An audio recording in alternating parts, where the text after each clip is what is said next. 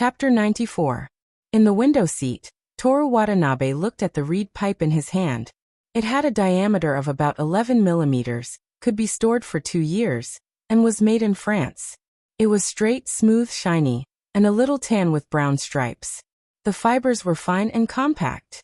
It was the best material for making whistles. On the afternoon of the second day of the interview week, the sound of cicadas was accompanied by the hot summer sun. In the classroom of Year 1 Class 4, the students were doing their own things. Toru Watanabe, who had made the first whistle out of tune, was fiddling with the reed cutter, string, whistle stand, blade, and other tools, preparing to make the second whistle himself. "I'm back." After the interview, Keisuke Saito looked like he had shed a layer of skin. He slumped in the girl's seat in front of Toru Watanabe. He stared blankly at Toru Watanabe, who was concentrating on wrapping the string for the whistle. "What are you doing?" "Making whistles." "Whistles?" "That's right." Toru Watanabe thought of something interesting. Professional oboe players usually have good skills in making whistles, and whistles are also called reeds. Therefore, oboe players are also reed makers. After that, he introduced himself again. "I, Watanabe, am an excellent oboe player who is destined to become a master in the future." "Oh, and?" Keisuke Saito's reaction was very calm. "Saito, you're really boring. You're the boring one. You don't know what you're talking about. It's hard to explain to a Japanese like you." The reed maker, Toru Watanabe, shook his head like he was playing the lute to a cow. He picked up the whistle with the string and tried to blow it. After making sure that there was no problem, he used a knife to thin the tip. Keisuke Saito didn't have the energy to argue with Toru Watanabe. He used the air conditioning in the classroom to cool down and recover his energy. At the same time, he pricked up his ears to eavesdrop on the girls' conversation in the front row. "Really? Shoo." The girl stole a glance at him. Keisuke Saito was still staring at the ceiling. The reed maker, Toru Watanabe, still had his head down as he diligently made the whistle. From time to time, he would pick it up and blow on it. Outside the window, the shouts of the sports club could be heard under the scorching sun. The baseball department of Osamu Kanai was working hard to prepare for the Koshien qualifiers. The conversation between the girls continued. "I didn't expect him to have such a bad personality. He actually scolded a girl's appearance. What a scum." "Too bad." "Scum." Keisuke Saito nodded in his heart. It seemed that girls didn't judge a book by its cover. Some of them were sensible. Toru Watanabe put the tools into his bag. "I'm going to the club. Do you want to come with me?" Keisuke Saito leaned back. "I'll rest for a while. It's too hot in the corridor. Then I'll leave first." "Okay." Toru Watanabe put his bag over his shoulder, put his hands in his pockets, and put the new whistle in his mouth. He played Kikujiro no Summer from time to time and walked leisurely towards the classroom door. The girls in the front row immediately quieted down. After he left, the classroom door was closed. "Did you see that? Did you see that?" "Yeah. His walking posture is so handsome." "Watanabe. I want to be scolded by him." Keisuke Saito. When Toru Watanabe passed by the door of Class 2, he glanced inside and didn't see Miki Kujo. As a result, he bumped into Yoshimi Tamamo, who came out of Class 1. She was holding a trombone in her hand, and a flower hairband was wrapped around her white wrist. Yoshimi Tamamo glared at Toru Watanabe. She still remembered what happened on Shibuya Central Street last time. It was hard to believe that a boy would ask her out, and she agreed. After they arrived at the meeting place, he stood her up. Toru Watanabe didn't want to see her. There were many ways to get to the music classroom, but deliberately taking a detour at this time would make him feel guilty. So the two of them walked in the same direction one after the other. There were other people on the road, but it felt awkward. It was like shooting a TV series.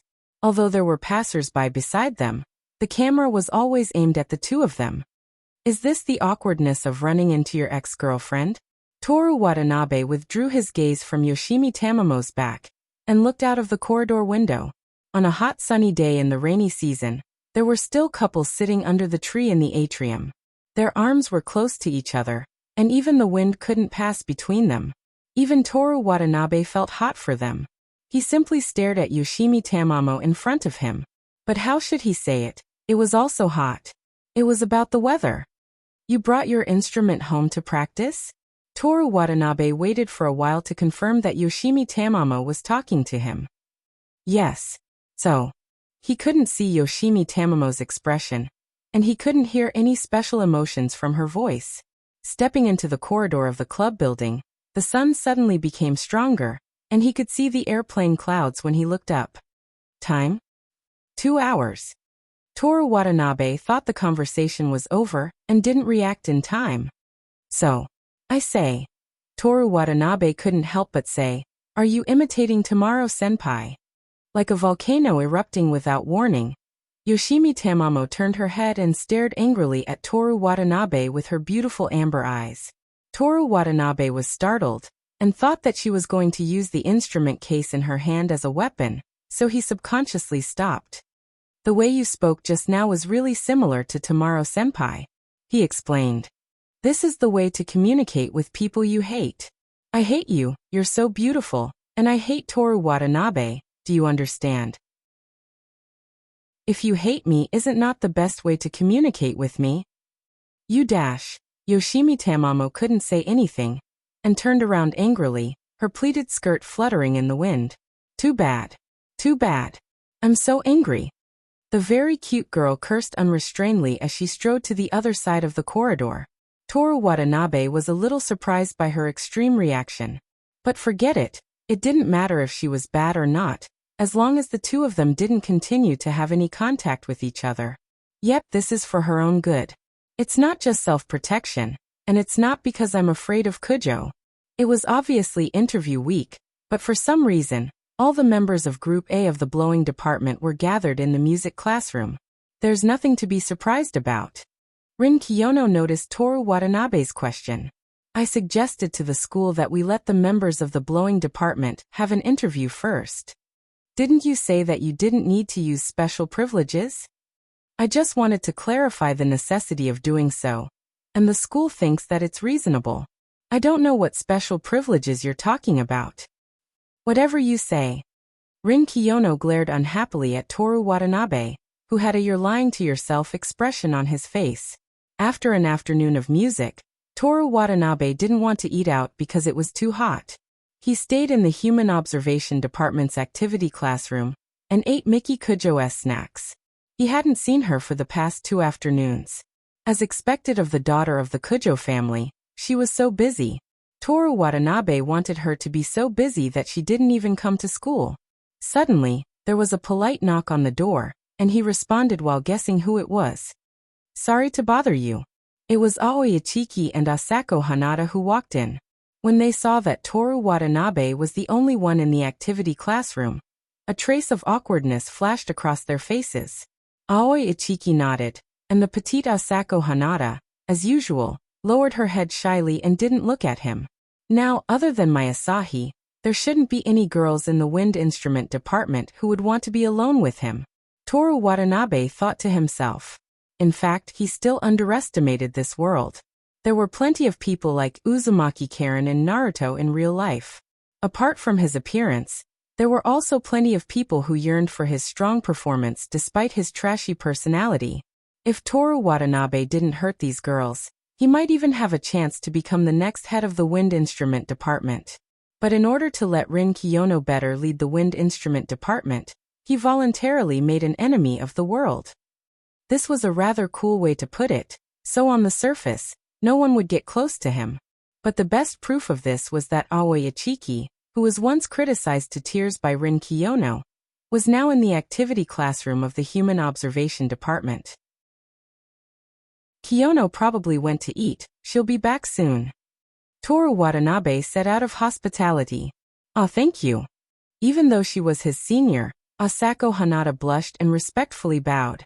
Other than that, Toru Watanabe didn't do anything else. The two of them stood there awkwardly.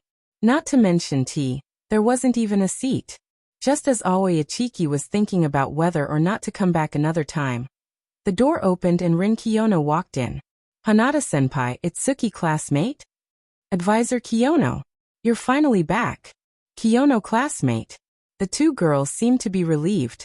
Rin Kiyono looked at Toru Watanabe suspiciously, thinking that he couldn't control his bestial instincts, and was about to attack the girls.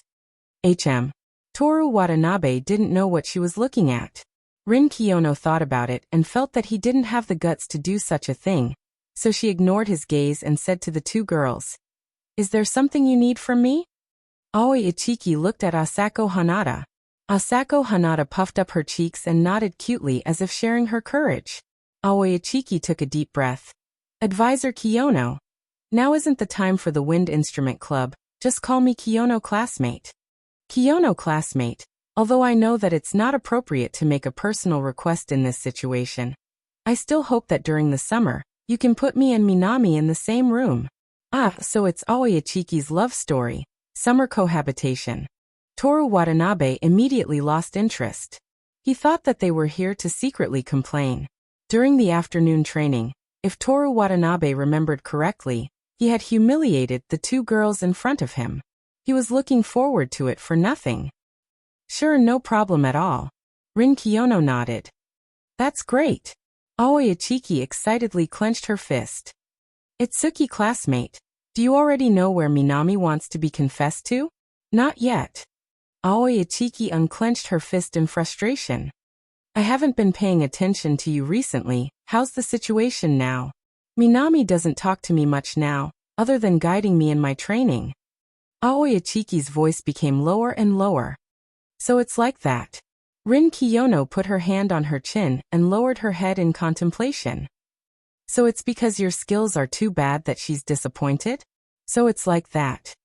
Aoi Ichiki's hand grasped her skirt in disappointment. No, it's because you've disturbed her a few times. Toru Watanabe, who was flipping through Don Quixote, replied in his mind. From my observation, even when Watanabe showed his annoying side, Minami didn't dislike him. I'm guessing that she's someone who likes and dislikes based on her playing skills. Kiyono classmate, no matter what you say, your conclusion is wrong. My Asahi is simply unsatisfied. Toru Watanabe turned the page of the book. Other than training hard, is there really no other way? There's only 1.5 months left until the end of summer. Minami will leave the department by then. How can I train well in 1.5 months? Aoi Ichiki asked anxiously. Rin Kiyono shook her head. Other than training hard, there's no other way. The activity classroom fell into silence. While Aoi Ichiki was in a daze, Asako Hanada gently tugged on her clothes, hinting at Toru Watanabe. Aoi Ichiki seemed to have seen the light for a moment, but she couldn't make a sound when she opened her mouth. Seijino Rin noticed their actions and thought for a while. He felt that this was a good opportunity for Toru Watanabe to restore his image. Ask away, it's fine. Can I? In the activity classroom of the Human Observation Department, cursing is prohibited. I've never heard of such a rule before. Toru Watanabe didn't want to get involved in other people's troubles.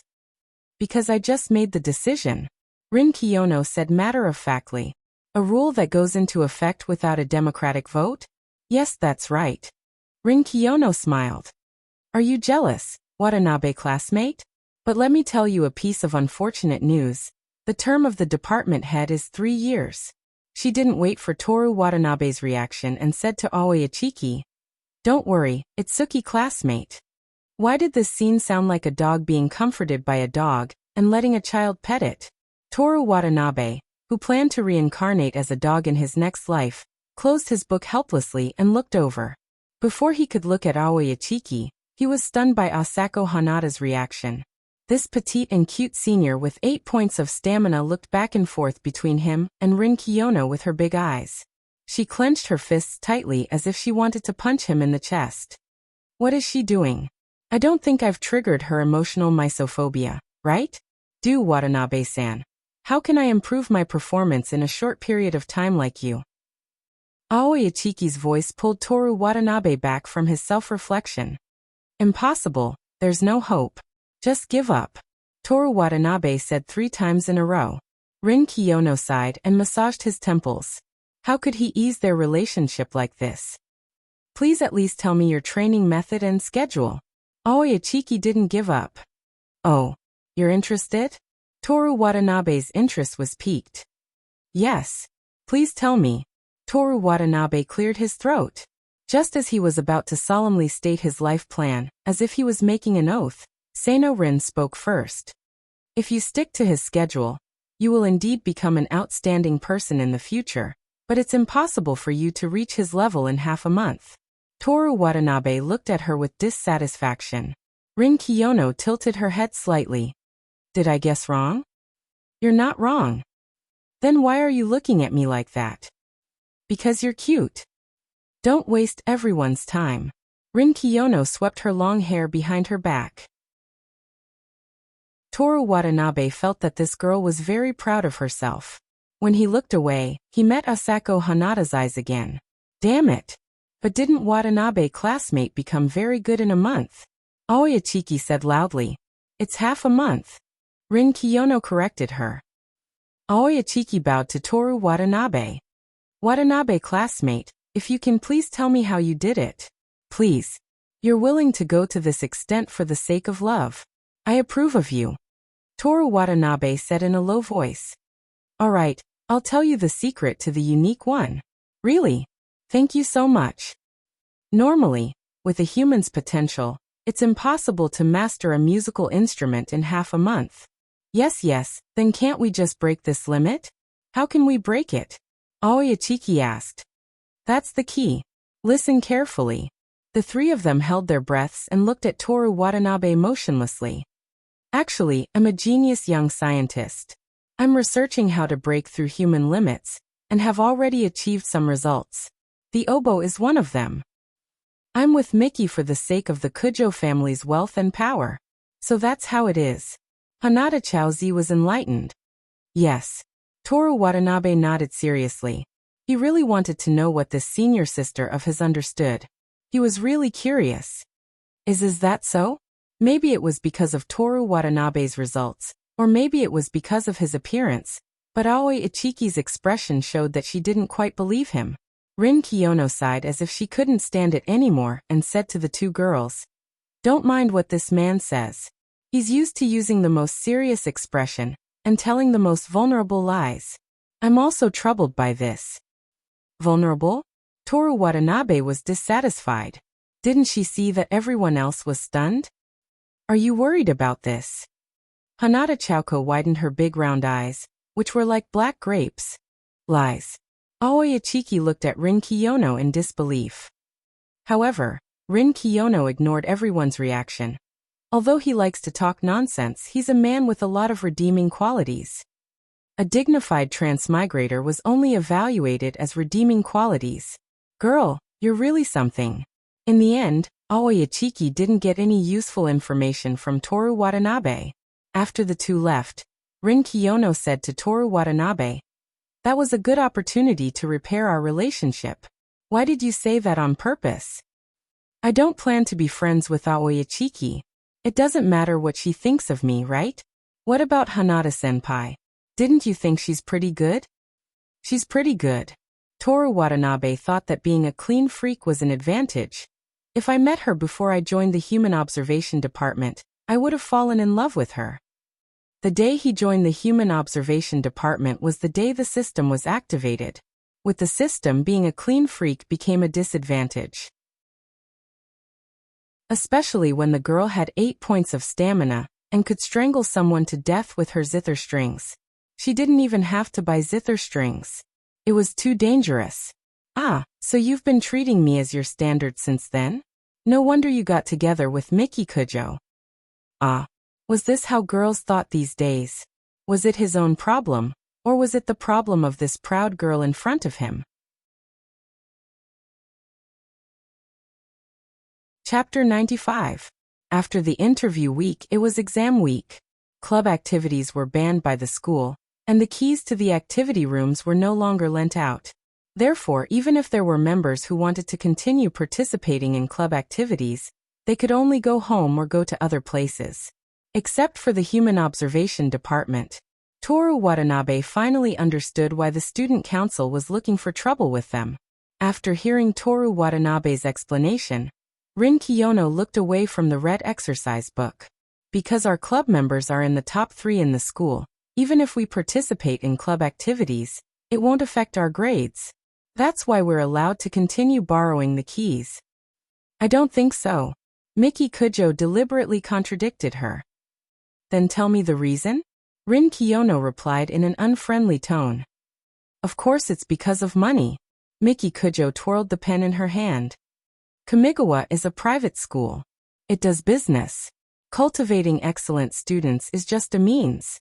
Profit is the ultimate goal. Isn't it natural to please rich people like us? I see. That makes sense. Toru Watanabe nodded seriously. Miki Kujo slapped the pen in her hand on the textbook and grabbed his ear. Who are you helping? Of course I'm helping you. Then what's with your tone? Do you think I'm an idiot? I'm trying to cheer you up.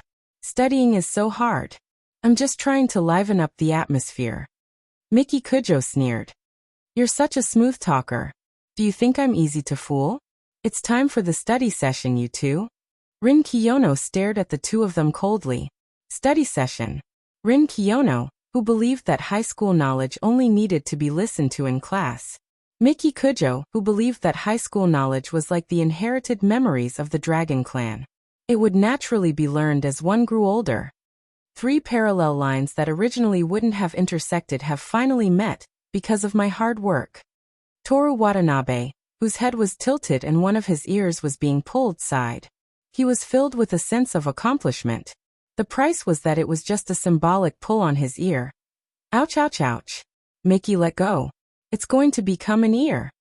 It wasn't just the three of them who were studying. Hardworking guys were everywhere in Kamigawa. Even Yoshimi Tamamo was working hard in her own way. During lunch break, when Toru Watanabe was buying strawberry milk from the vending machine, he noticed that she was reading an English cookbook that he had organized himself. Toru Watanabe was very pleased with her growth, but wasn't writing English vocabulary a little too easy? It's almost time for the exam. If you don't know how to do it at this stage, it's going to be bad, Tamamo.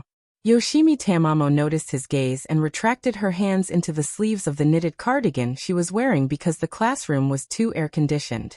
She snorted and walked past him.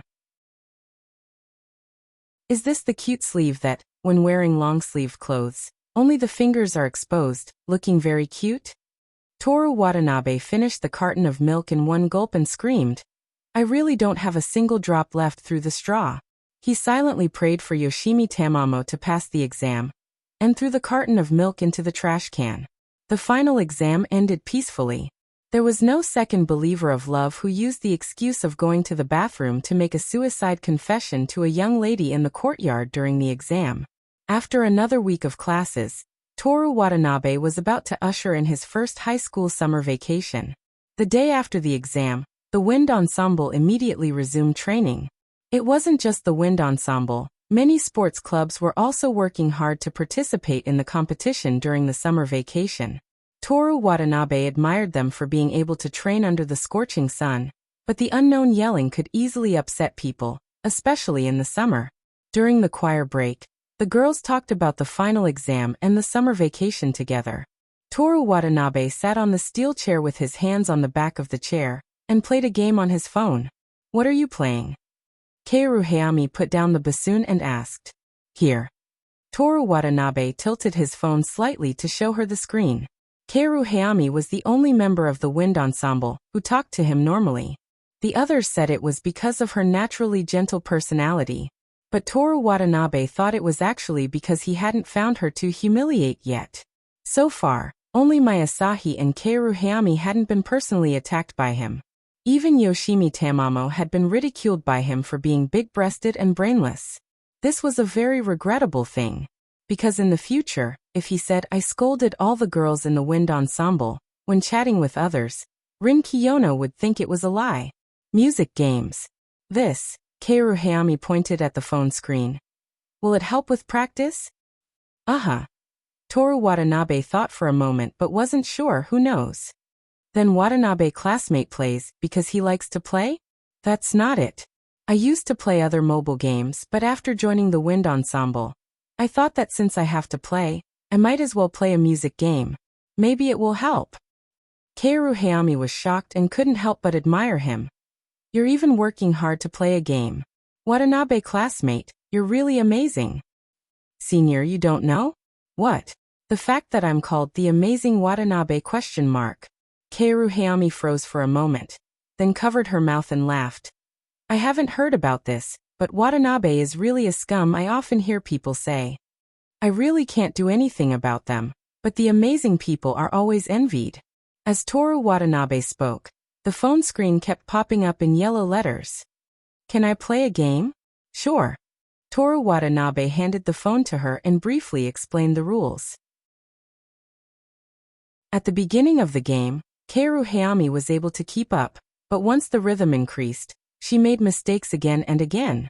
Ah, so fast. Don't panic, follow the rhythm. There's so much. What to do? What to do? You can use both hands. No, I can't keep up at all. After the game, Kaoru Hayami felt her hands were sweaty, and her score was only B. Toru Watanabe said, the song I chose is more difficult. Since it's your first time playing, it's better to start with something simple. Watanabe classmate is really amazing. His grades are excellent, his oboe skills are first class, and even his games are so good. Kaoru Hayami took out a tissue from her pleated skirt pocket and embarrassedly wiped the sweat on her phone. Toru Watanabe took the phone and opened the next game. Otherwise, why would I be called amazing? Before he could finish his nonsense, he suddenly felt something enter his neck. He reached out and touched it, and it was actually a few strands of hair. At the same time, a light and familiar fragrance wrapped around his body. Toru Watanabe, who had a good memory, knew who it was as soon as he smelled it. Minato. Yeah. Along with the warm breath by his ear, a soft round object pressed against Toru Watanabe's back. What is this? Mayasahi had been abstinent for so long, and she still couldn't find a chance to be alone. Finally, she couldn't restrain her bestial desires, and wanted to harass him in front of so many people? Minato, what are you doing? Very interesting. What? Before Toru Watanabe could react, Mayasahi behind him took another step forward. He could clearly feel that a certain extremely elastic and soft object was being forcefully pressed down. Minato's breasts are like springs. If you're strong, she'll be weak. If you're weak, you're like a spring. While Toru Watanabe was distracted, more and more strands of hair fell into his collar. He didn't dare to move his head. In this situation, as long as he turned around, it was very likely that an accidental kiss would occur, just like in light novels. No, it wasn't very likely. He thought that Mayasahi was definitely going for such an accident. Even if they didn't kiss at the beginning, she would still pretend to be an accident and deliver it to him. I, Watanabe, was born to be Mickey's man. I'll only be another woman's ghost in death. I can't fall for her trick. What are you doing? Kaoru Hayami recovered from his shock. She wasn't the only one. Everyone in the music room was looking at them. Aoi Ichiki covered her mouth with both hands and looked at Mayasahi in disbelief. She was lying on Toru Watanabe's back. Mayasahi ignored everyone else and slowly stretched out her hands to continue playing the music game that Toru Watanabe kept missing.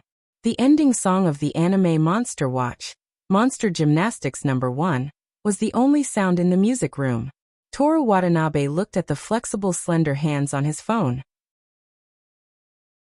On Mayasahi's sleeve, there was a line of words written with a red pen. The members of the playing club had the habit of writing exam questions on the back of their hands. But Toru Watanabe was puzzled.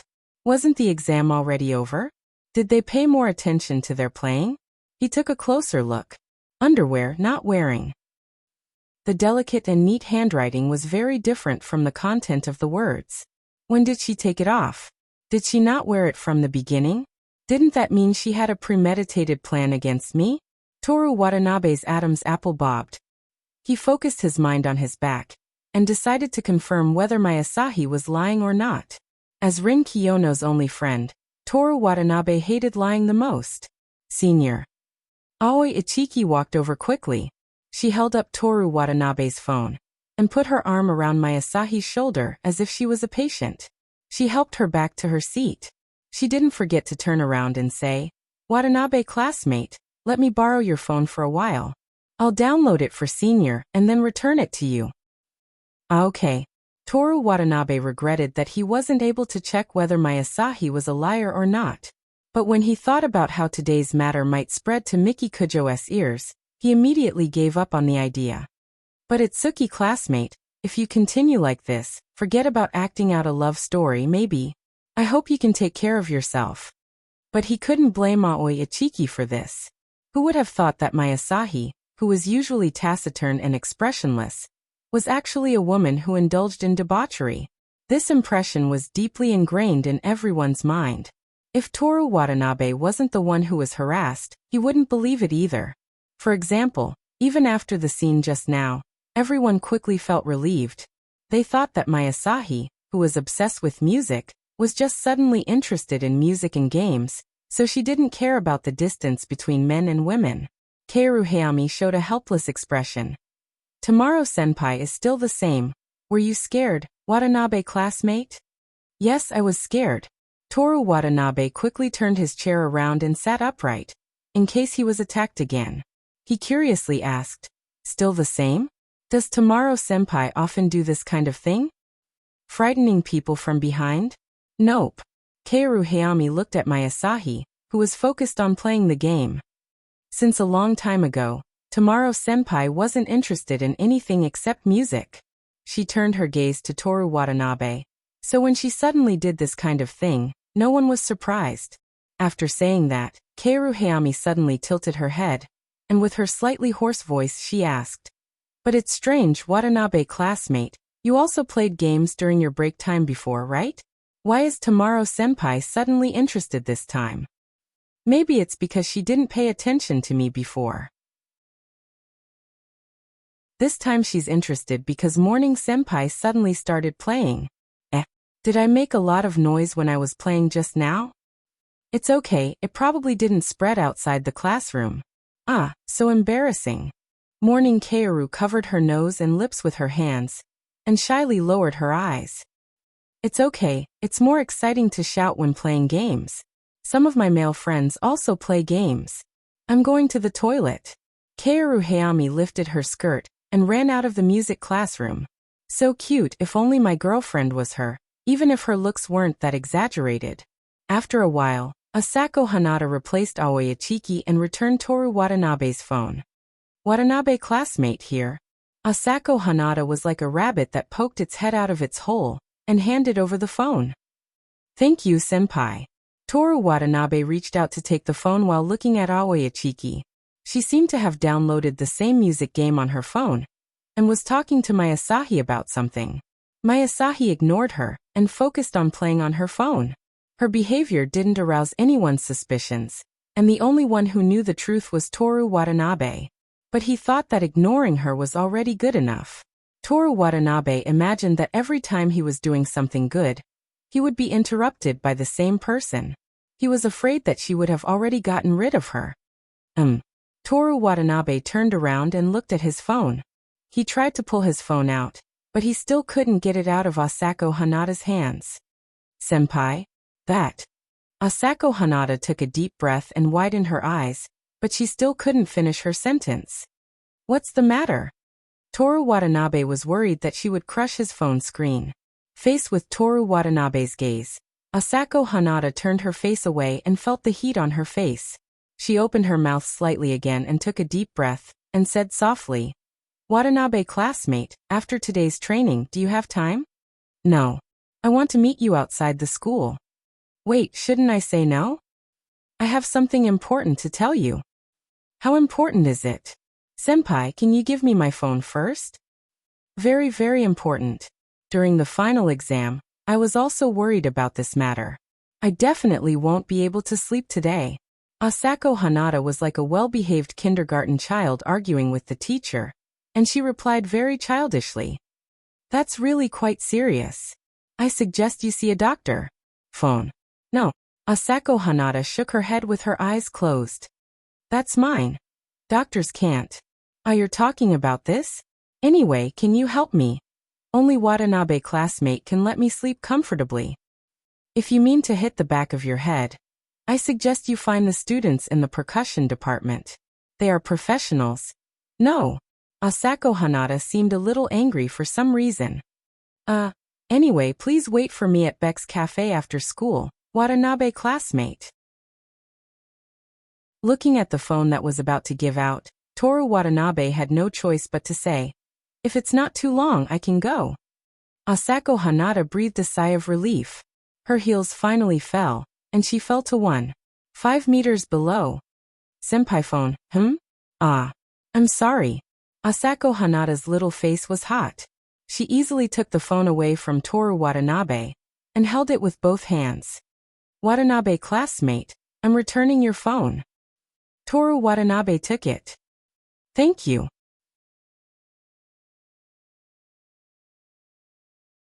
Chapter 96. Beck Coffee Shop was probably the closest coffee shop to Seitani Station apart from the coffee shops directly connected to it. Students from nearby Sophia University often came here to study or go on dates on weekends. Popular songs were playing in the shop, and the decoration was also in a young style.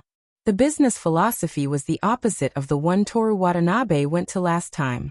After ordering an iced latte on the first floor, Toru Watanabe went up to the second floor to find a seat.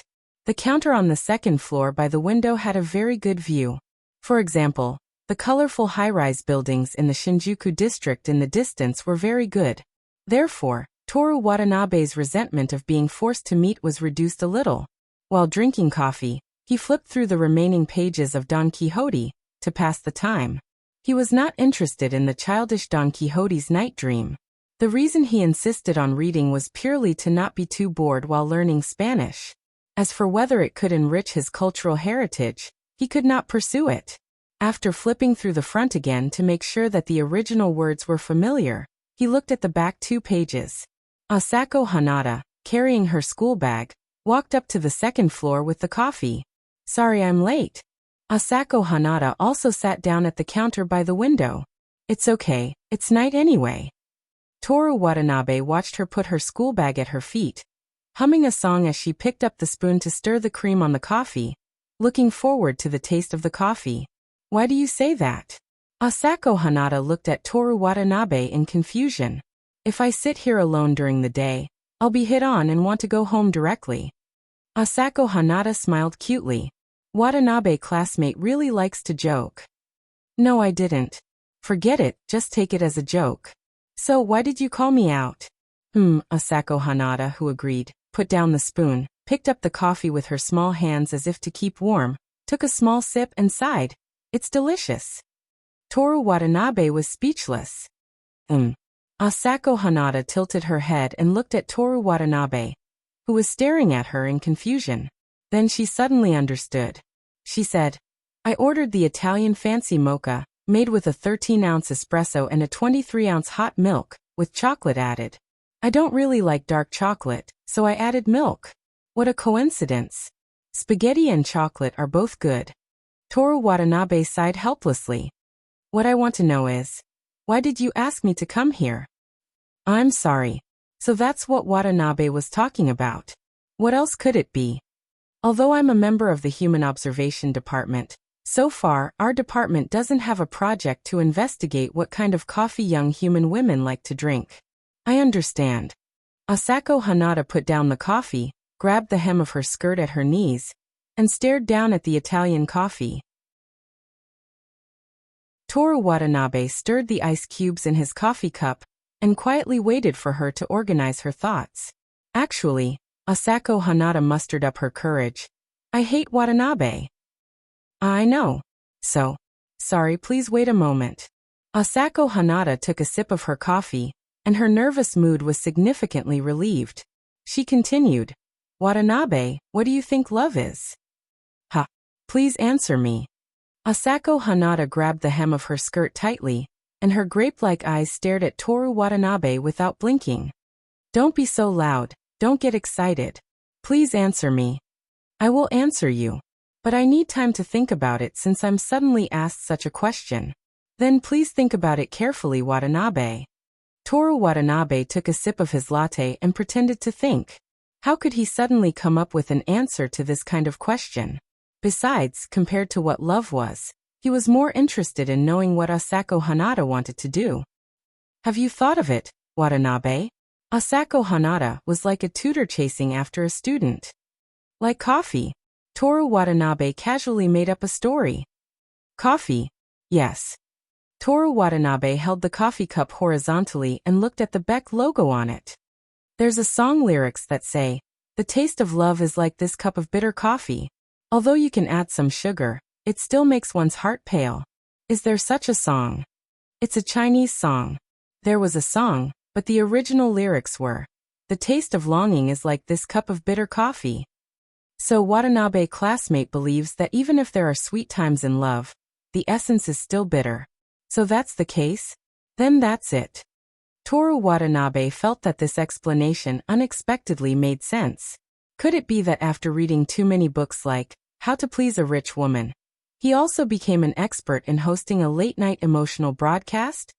But, Asako Hanada said angrily, even if love is bitter, the passion will fade, and the love can't be maintained forever. You can't do things that are unfair to the other party. It was close to 12 o'clock, and there were still 4 customers in the shop, all looking at them. Toru Watanabe pressed his hands in the air. Calm down, senior. Did your boyfriend cheat on you? It's Watanabe classmate. You did something that was unfair to Kujo classmate. No, you did. No, you did. Asako Hanada shouted angrily like a primary school student who was wronged by an adult. Don't think that you can talk nonsense just because you're a senior. I'm an honest country person, and I hate people who talk nonsense. Why do you send Kiyono classmate back home every night? She's in poor health, and I'm worried that it's not safe for her to walk alone at night. After explaining, Toru Watanabe said in a lecturing tone, Senior Asako Hanada, you're always suspicious of other people's infidelity because you're too suspicious and look at people with colored glasses. Although I don't know much about relationships, I know that the most important thing between two parties is trust. Then what about you and Senior tomorrow? Today, she came over on her own accord, and it was only for the game. Toru Watanabe pretended to be impatient, but in fact he guiltily picked up his coffee and prepared to leave in one gulp. Why did she undress you that day in the activity room of the Human Observation Department? I don't know what you're talking about. Toru Watanabe put down his coffee cup, picked up his bag and stood up. I have to catch the last tram, so I'll leave first. Asako Hanada grabbed Toru Watanabe's arm and almost pulled him down. I took a picture of it all. Toru Watanabe turned around.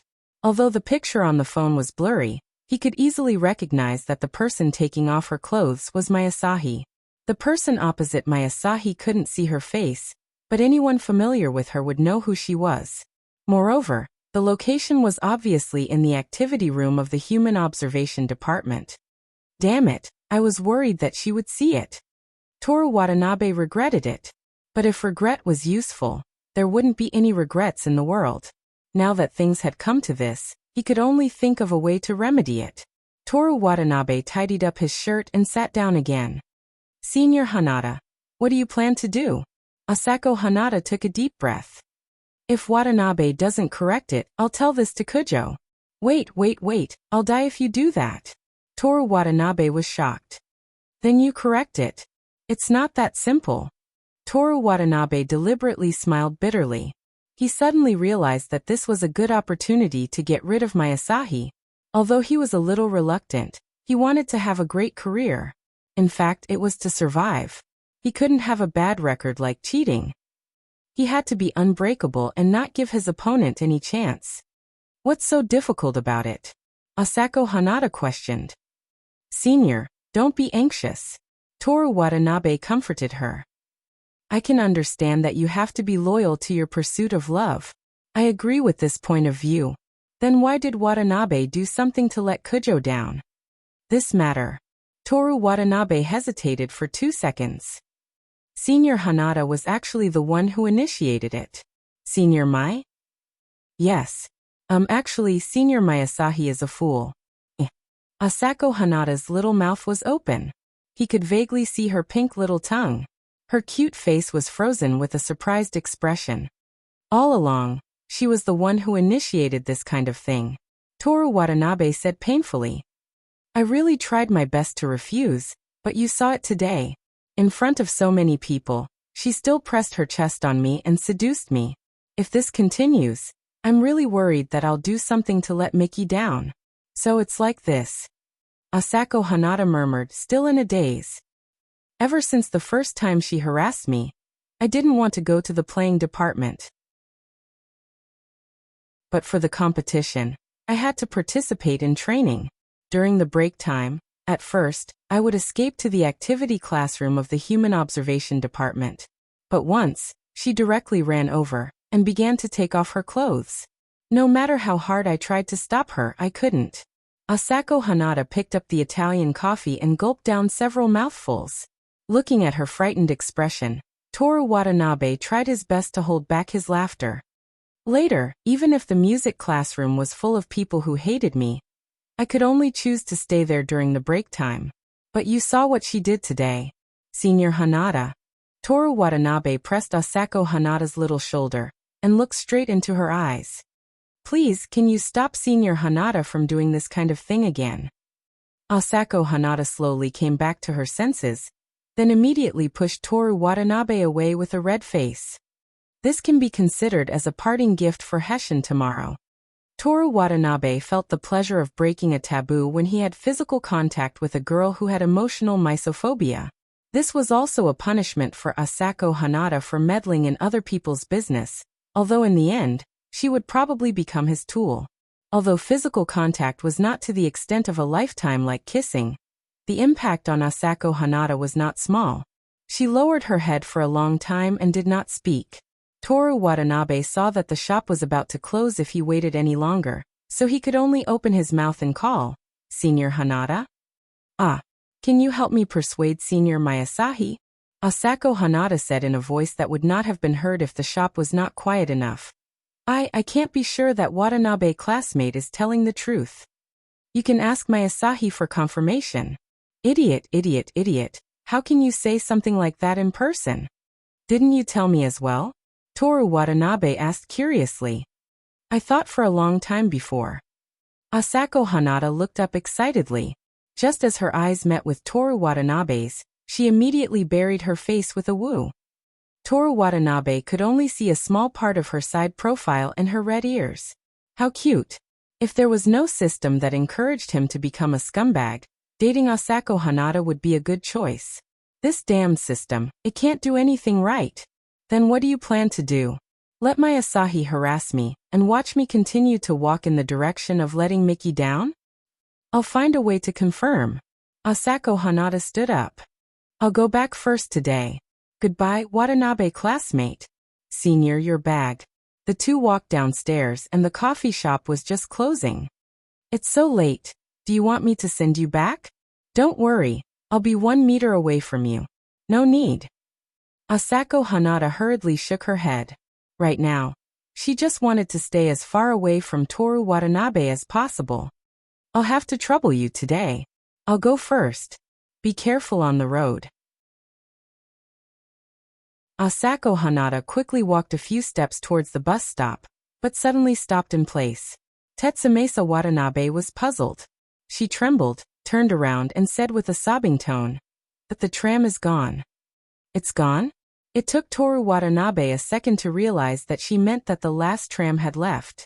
Is Hanada-senpai's house very far from here? Yeah. Asako Hanada's hands that were originally holding her bag freed up one of her hands and pitifully wiped her tears. For a primary school student, who had never experienced such a thing, it was indeed scary. Can I call a taxi? I'll call a taxi for you. Asako Hanada sobbed as she took out a small pink wallet from her bag. 30, only 30. So little. Drink coffee wa. Don't cry. I'll lend you the money first. You can return it to me tomorrow. Toru Watanabe really had no way to deal with a crying woman. Yeah. Asako Hanada sobbed as she nodded. Thank you. Japan's taxi fare was very expensive. Toru Watanabe had some money on him, but it was definitely not enough. The two of them had no choice but to go to a convenience store to withdraw money. Although they should be able to find a convenience store nearby, Toru Watanabe still brought Asako Hanada to the convenience store in the direction of his rented house in order to go back as soon as possible. It was midnight on the street, and the rows of street lamps extended to the end of the darkness. In the quiet world, only the sound of wheels rolling on the road could be heard. There was a trace of coldness in the air. The two of them arrived at a 711 convenience store. Tetsumasa Watanabe was about to go in to withdraw money when the door opened. A girl with shoulder-length hair, wearing the Kanagawa High School uniform, a sweater and headphones, walked out. She was as beautiful as the goddess of the night. "Are you two on a date?" Rin Kiyono looked at the two people in front of her. Tetsumasa Watanabe organized his words, thinking about how to skip over Masahi's matter and explain it clearly without lying. Rin Kiyono had already taken out the phone connected to her headphones. "Hanada-senpai, do you need me to help you call the police?" Her finger was already unlocking. "Why?" Toru Watanabe quickly grabbed her wrist. Rin Kiyono took off one of her headphones and looked at him with a questioning gaze. "No, Kiyono classmate, you misunderstood." Asako Hanada quickly explained with a sobbing voice. "I accidentally missed the last tram. Watanabe classmate is going to lend me the money." "I see." Rin Kiyono nodded and locked her phone again. "Is my image in your mind that bad?" Toru Watanabe unhappily let go of her hand. "Not really. But I don't know why, but when I saw Watanabe classmate walking alone with a girl at night, the first thing I thought of was to call the police." "That's not bad enough?" "Forget it, I'll go withdraw the money first." "Wait." Rin Kiyono stopped Toru Watanabe, who was about to enter the convenience store, and said to Asako Hanada, "Hanada-senpai is so cute. It's too dangerous for her to take a taxi alone at night. She can sleep at my place tonight." "And that's better." When Toru Watanabe first came to Tokyo, he even saw the taxi driver who stopped by the roadside reading an adult book. Asako Hanada was after all a very cute girl, and her character was so timid. Although her physique was only 8 points, it still made people feel uneasy. "Can I?" Asako Hanada was also afraid of staying in a small space with an adult male at night. "It's okay, there's an extra room anyway." Listening to Rin Kiyono's indifferent tone, Toru Watanabe's heart was full of envy. His rental house only had a living room and a bathroom. "Then I'll go first." Toru Watanabe's rental house was not far from here. "You also come with me," Rin Kiyono called him. "Huh?" Toru Watanabe suspected that he heard wrong. Asako Hanada covered her mouth, looking back and forth between the two of them in disbelief. Toru Watanabe's brain is only filled with lust?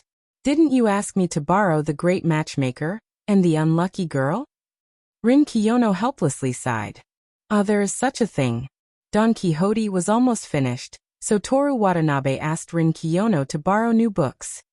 The Great Matchmaker and The Unlucky Girl were also Spanish classics, and the author also won the Nobel Prize in Literature.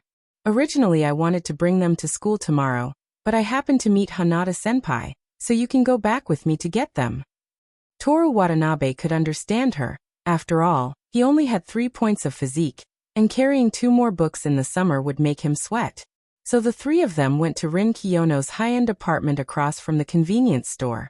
As soon as they entered the living room, Toru Watanabe, who was looking at the simple decoration, heard Rin Kiyono scream. Turning around, he saw that she took 2 things from the sofa. It seemed to be a pair of stockings and a blue underwear. Toru Watanabe remembered. Girls in the summer do have the habit of taking off their underwear as soon as they get home. In other words, Rin Kiyono's upper body was not tied up? Toru Watanabe knew that there was nothing to see in the Kanto plain, but out of male instinct, he pretended to look in another direction. In the end, he only saw a sweater without any ups and downs, and Rin Kiyono's murderous gaze. You saw it?" "No." Rin Kiyono pulled the headphones straight. Wait. What else do you want to say?" Rin Kiyono said word by word. "This." At this time, Toru Watanabe remembered something. It would definitely help him escape from this crisis. "Kiyono classmate, do you still remember the book Downton Abbey that you borrowed from me? There is a line in it. The Rikambi to mind all relationships. It means, between people, if you speak too much the truth, it will also lead to extreme.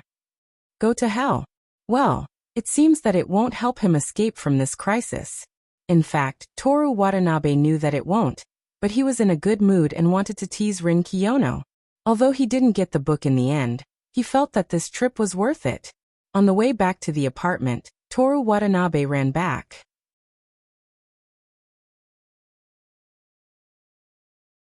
Chapter 97. Toru Watanabe doesn't run on rainy days. He usually does some simple exercises in his rented house. But today, because he woke up late, he had to go to school first. After the first class, Toru Watanabe did push-ups at the back of the classroom. Osamu Kanai saw this and also did the same. Keisuke Saito counted on the side. Unknowingly, like the last swimming class, it became an eye-catching competition. Come on, Watanabe. It was the girl from the kendo department who sat in front of Toru Watanabe. Don't lose to him, Kanai. The boys all cheered for Osamu Kanai. Toru Watanabe's physical strength is not as good as Osamu Kanai's. His speed is slower than him, and the total number of times he did was far less than him. Watanabe, what's the matter with you? Keisuke Saito loudly teased. So weak, Watanabe. You guys. Toru Watanabe fiercely drank a few mouthfuls of water. 30 years in the East, 30 years in the West, don't look down on a young man. Unfortunately, these guys don't know the power of this sentence. They are still laughing. In the future, they will cry. Kuin Watanabe, did your physical strength become stronger? The kendo department girl stood in her seat with her, but against the table, and said to Toru Watanabe with her skirt. Kazumi, don't keep looking at Kuin Watanabe. He already has a girlfriend. The girl next to her laughed. That's right. Look at me too. Osamu Kanai stroked his buzz cut from front to back and made a bodybuilding posture. Look at me too. Keisuke Saito and Osamu Kanai back to back, showing off their biceps. You guys are so long-winded. Ikeda Kazumi angrily waved her hand at the three of them. Toru Watanabe put down the cup and said while panting, I've been working out since spring. My physical strength has improved a lot. The push-ups just now were morning exercises. A loss is a loss, don't find excuses. Osamu Kanai hissed. Exactly. Are you only allowed to be good at badminton and tennis, but we are not allowed to be good at push-ups? Keisuke Saito said as if he had done it himself. Toru Watanabe forced a smile and said, You too. Nah, Kuin Watanabe, I know a fitness exercise. It's very useful. Ikeda Kazumi suddenly thought of something and said excitedly. Toru Watanabe didn't have much strength and didn't really want to talk. He softly said, and Asako Hanada blushed for some reason. Do you know the theme song of Cherry Meatball? Let's dance. I know Cherry Meatball. Toru Watanabe shook his head. I'll show you. Ikeda Kazumi jumped out of her seat and went to the back of the classroom where they were doing push-ups. Oh, the boys clapped and made a hooting sound. Like this. The somewhat shy Ikeda Kazumi spread her legs, raised her hands, and jumped twice on the spot. Her school uniform skirt jumped and her chest swayed. The boy's eyes also followed up and down. And then like this. Ikeda Kazumi raised her right arm in front of her chest, put her feet in front of her, and then changed to her left arm, and her legs changed positions. That's it. Toru Watanabe felt that it was worse than radio gymnastics. There are still a lot of movements behind. Ikeda Kazumi changed her posture. Kazumi, dance for us to see. The boys with bad intentions jeered. No. I'm too shy to be alone. Ikeda Kazumi refused very firmly. She had always insisted on doing this cute dance. And in her heart she also wanted to show it in front of the boys. The girl on the side pointed at Toru Watanabe and said, Then let Kuin Watanabe also dance. Me. That's right. Just in time to learn. Hurry up. If Kuin Watanabe is with me, I'll dance once. Ikeda Kazumi covered her mouth with the back of her hand and said shyly with a little bit of expectation. Without waiting for Toru Watanabe to express his opinion, the boys rushed forward and lifted Toru Watanabe from his seat. I'll dance, I'll dance. Don't touch my pants. Ha ha ha. You guys forget your friends when you see a girl. Toru Watanabe scolded while adjusting the position of his belt. Ikeda Kazumi stood in position and kept staring at Toru Watanabe's slim waist under his shirt. She smiled and said, Are you ready? At this point, they could only do it. After confirming that there was no problem with the belt, Toru Watanabe stood beside her. Come on. Oh right, remember to sing. Sing? You even need to bring your own background music? Of course. Let's dance. Even if you haven't heard it, you know how to sing it. I've never heard of such a magical song. It's okay once you hear it, and the rhythm will be better when you sing and dance. Okay. Let's begin. The first two silly movements were still known by Toru Watanabe, and at the same time, Ikeda Kazumi started to sing, Let's Dance, that, even if you haven't heard it, you know how to sing it. No matter what, let's dance together. She raised her hands and patted the seam of her pants, and her feet jumped 2 steps forward and 2 steps back in a strange rhythm. Suddenly, from the pot, the uncle who likes to lie appears. She raised her hands and lifted her legs up and down. I'll never forget, Edison is a great man. She swung her arms like a fool and strode on the spot. Toru Watanabe stopped, stared at her dance steps, and tilted his head twice in embarrassment. Kuin Watanabe, don't stop. Ikeda Kazumi crossed her hands on her shoulders and twisted her body for a while. This is common sense. Ta ta ta ta la la la la la. The boys roared with laughter and twisted along with her. Their mouths sang in unison. Pai kala, pa pa pa pa pa, ta ta ta la la la la. Twist your body like a grass, hands together to the top right, top left, bottom right. All the students in the class looked over, pointing at the clumsy boys, and whispering to each other. From the shadow of the telephone pole, the comedian appears.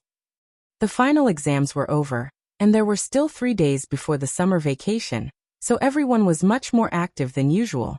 Don't want carrots singing spread out of the classroom. You have a new email. Stamina. 5-6-inch Toru Watanabe tugged at his tie, and finally danced with more vigor. From time to time, a move that was cute to the girls, but funny to the boys, caused the girls in the class to giggle and take out their phones to take pictures. The atmosphere was at its climax, and there was a knock at the back door of the classroom, interrupting everyone's singing and aerobics. Everyone in Year 1 Class 4 looked over, wanting to see who was so insensible. When they saw who it was as if their mouths were gagged, and they couldn't say a word. With her arms crossed, Miss Kujo stood there with an awe-inspiring aura, as if she was the center of the world. Did you have fun? Her voice was as beautiful as the aurora, and as cold as the aurora. Not bad. Toru Watanabe, who was favored by the aurora, bit his tongue. Kazumi Ikeda lowered her head and quickly walked back to her seat, and the rest of the boys instantly returned to their seats and pretended to pick up their books to read. These traitors! In the area where they were square dancing just now, only the Toru Watanabe, which was locked onto by the enemy, was left fighting alone. Miki Kujo sneered and walked into the classroom of Year 1 Class 4. She had long black hair, was neatly dressed in her uniform, and her steps were majestic, as if this was Year 1 Class 2. She stopped in front of Toru Watanabe and looked at him up and down without any scruples. What's wrong? Toru Watanabe's heart was beating fast. The satisfaction of the physical improvement was like the smoke that was wet by the rain outside the window, difficult to rise and could only turn into mist and grass. So sloppy no matter what, the tie can't be loosened, okay? Miki Kujo said gently, and her hand suddenly tightened Toru Watanabe's tie. Miki Kujo put her face in front of Toru Watanabe, so close that the two could see nothing but each other's eyes. Do you like to dance? She stared at Toru Watanabe without blinking and asked. It's okay. Toru Watanabe smelled the fragrance of her hair, and it was difficult to breathe. Miki Kujo sneered. There's a ball in a few days, you should go with me. I have club work during the summer vacation. It's not that I don't want to go, but I don't know how to dance like you. If you embarrass me at the ball, you can just wait to be squeezed dry. Miki Kujo, who was not listening to Toru Watanabe at all, straightened his tie with a smile, like an executioner sharpening a knife. The tie was indeed not a good thing. Squeezing dry, it won't kill me, right? If it was just a few times, Tetsumasa Watanabe was at the age where he had nowhere to vent his energy, so he didn't have to worry at all. What's the point of not dying? Miki Kujo said matter-of-factly. I think this is a beautiful thing, and it shouldn't be associated with death. Death is also a kind of beauty, and I advocate mourning. Miki Kujo, who was done with the tie, turned around and was about to walk out of the classroom. By the way, you won't loosen your tie again after I leave, right? I want to live well, and then marry you when I'm 18. Miki Kujo sneered. But I don't think you want to live until you're 18. That's not true. Please believe me. Show me your actions, don't be so glib all the time, Miki Kujo reprimanded him, and disappeared through the back door of the classroom. Toru Watanabe's heart was finally at ease, and his hand subconsciously reached for his tie, trying to make his nervous and stuffy body feel more comfortable. After some thought, he decided to forget about it. He wasn't scared. According to the second chapter of the third chapter of the Student Handbook of East Kyoto Kamigawa High School, when students are in school, the boy's tie and the girl's bow knot must be neat and tidy, and give a good impression of a high school student. By the way, the summer had strict requirements for the color of girls' underwear, and it had to be white, navy, light blue, and other light colors. Speaking of light blue, Toru Watanabe was reminded of Rin Kiyono. It was because of her that he overslept today, which led to a series of events, and he even had to attend some damned upper-class ball. Hey Watanabe, what did Kujo say to you? Osamu Kunai and the others gathered together like a herd of antelopes after the tiger left. She said she wants to kill you all. No one believed him at all. More like she wants to kill you. It can't be true, right? Sigh. Toru Watanabe sighed helplessly. Keisuke Saito picked up Toru Watanabe's white eraser, placed it vertically on Toru Watanabe's desk, and began praying with his hands clasped together. I'm not dead yet, and at least put a flower on it. Let's rehearse first, familiarize ourselves with the movements. Ikeda Kazumi made an apologetic gesture to Toru Watanabe from her seat, and Toru Watanabe waved his hand casually. Osamu Kunai patted Toru Watanabe's shoulder hard. Why do you look so dejected? It's a reward to be sentenced to death by the jealous Kujo. What nonsense are you talking about? You can ask the others if you don't believe me.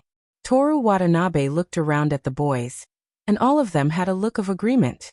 Someone even said, and Kiyono, if the two of them stare at me with contempt, I'll think it's a reward. This was indeed a world where human interests were so strange that it was strange. Toru Watanabe made up his mind. No matter how long it would be in the future, no matter what kind of temptation he faced, he would never wallow in evil. He would only do what he thought he should do, and become the only light. Transform Tiga. I feel like something's not right. Forget it. Toru Watanabe let his imagination run wild, and after his gloomy mood was alleviated, he didn't care about whether Ultraman wanted to transform or not. At noon, the final exam results were posted, and the two ladies also began to study. Toru Watanabe once again got third place. There was no progress in the first semester, and the road to Tokyo handsome guy seemed to be long. But the real decisive moment would be in the national exam 2 years later. Not only would he surpass them, he would also become the #1 in Japan. During the lunch break, during the music department's training break, Toru Watanabe walked to the conductor's seat and placed his hands on the side of the podium. Kiyono, is it convenient? I have something to ask you. What do you rich people do at the ball? Toru Watanabe looked at her writing and drawing on the music score that was already full of words. Eating. Is this you? Rin Kiyono raised her eyes and glanced at Toru Watanabe. Kujo-san wants to take you to the ball? Toru Watanabe nodded with a painful expression. It seems that you two get along well. Rin Kiyono withdrew her gaze and continued to write on the music score. Get along well. May I ask how you can tell? She already said that if I don't dance well, she will kill me in an extremely cruel way. You know, I'm a poor boy from the countryside. How can I dance well? You can learn from Jack. Jack. The Jack from You Jump, I Jump. Titanic. You should at least remember the movie name. Now I remember. Toru Watanabe pointed at the podium with his index finger. Even if my image and temperament are better than Jack, and my learning ability is better than his, I can learn etiquette in a short time, but dancing is another matter. You don't have to dance at the ball. Can you not dance? Every time I go, I only eat. Rin Kiyono brought out irrefutable evidence. But Kujo will definitely let me dance with her. You can refuse. You know, I'm not very good at refusing her request. Sorry, I don't know. Do you want to explain to me why you can't refuse? Don't worry about this for now. Once you think about it, you will regret it to the point that you want to commit suicide by lying on the tracks on the road from For Valley Station to Water of Imperial Tea. Do you have a way to help me learn to dance in a short time? Why should I help you? Rin Kiyono raised her head, her clear pupils reflecting Toru Watanabe's face. Looking directly at the face of a girl with 9 points charm is not good for the heart. Toru Watanabe stood up straight. Because this is your fault. My fault? That's right. Yesterday I accidentally saw your something, and I couldn't sleep in the middle of the night, so I woke up late today. Then I sang and danced in the classroom while singing the theme song of Cherry Maru, and got caught. Why can't you sleep? Are you sure you want to know? Rin Kiyono looked at Toru Watanabe's ambiguous expression, frowned and slightly leaned back. Forget it, I always feel that you will say something disgusting. I accidentally forgot to put my something away, but this is not enough to be a reason for me to help you. Are you going to watch me die without saving me? I'm your only friend, Kiyono. Yesterday when you saw my something, I decided to temporarily break off our friendship. That's force majeure. It was you who invited me to your house, right? Toru Watanabe tried his best to explain. And at that time I heard you scream. I was worried about you.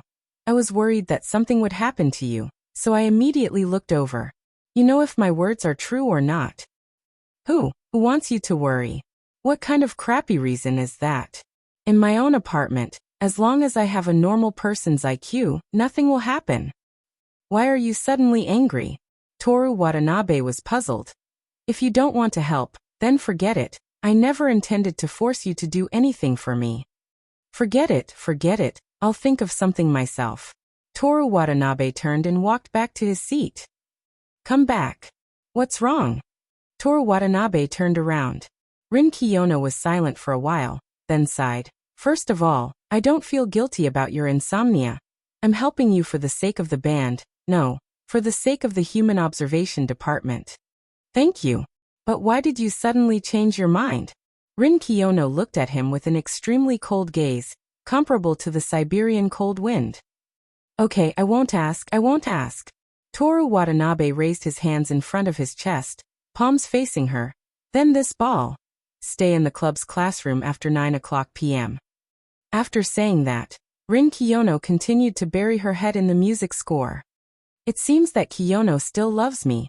Tetsumasa Watanabe thought happily, but when he turned around, he was almost scared to death by Asako Hanada, who was right in front of him with her fists clenched. Hanada-senpai. What are you doing? Asako Hanada didn't say a word. Looking at her angry expression, it was as if she could punch him at any time. If they really fought, Toru Watanabe, who had 6 points of stamina, could use all kinds of methods to bully her even if he only had 3 points of stamina. But if she sent the photo to Miki Kujo in a fit of anger, then there would be no need for him to prepare for the ball, and he could directly perform the Tokyo Battle Royale tonight. When the two of them were anxious and didn't know what to do, Rin Kiyono opened her mouth. Hanada-senpai, if you don't trust us, you can also come with us. I will supervise you. Looking at Asako Hanada walking away like a member of the discipline committee, Toru Watanabe cautiously asked Rin Kiyono. She told you. I also didn't expect that there would be people who would suspect that we are a couple just because we walk together. Maybe it's because we look alike. Listening to Rin Kiyono's tone, she probably didn't know about him and my Asahi. Fortunately. Who looks like you? Hurry up and go back to your seat. I found that you get angry very easily today. Is it your period? Although it's summer, remember to drink more hot water. Rin Kiyono's gaze was sharp, and the temperature instantly dropped to freezing point. Toru Watanabe could only surrender and obediently return to his seat.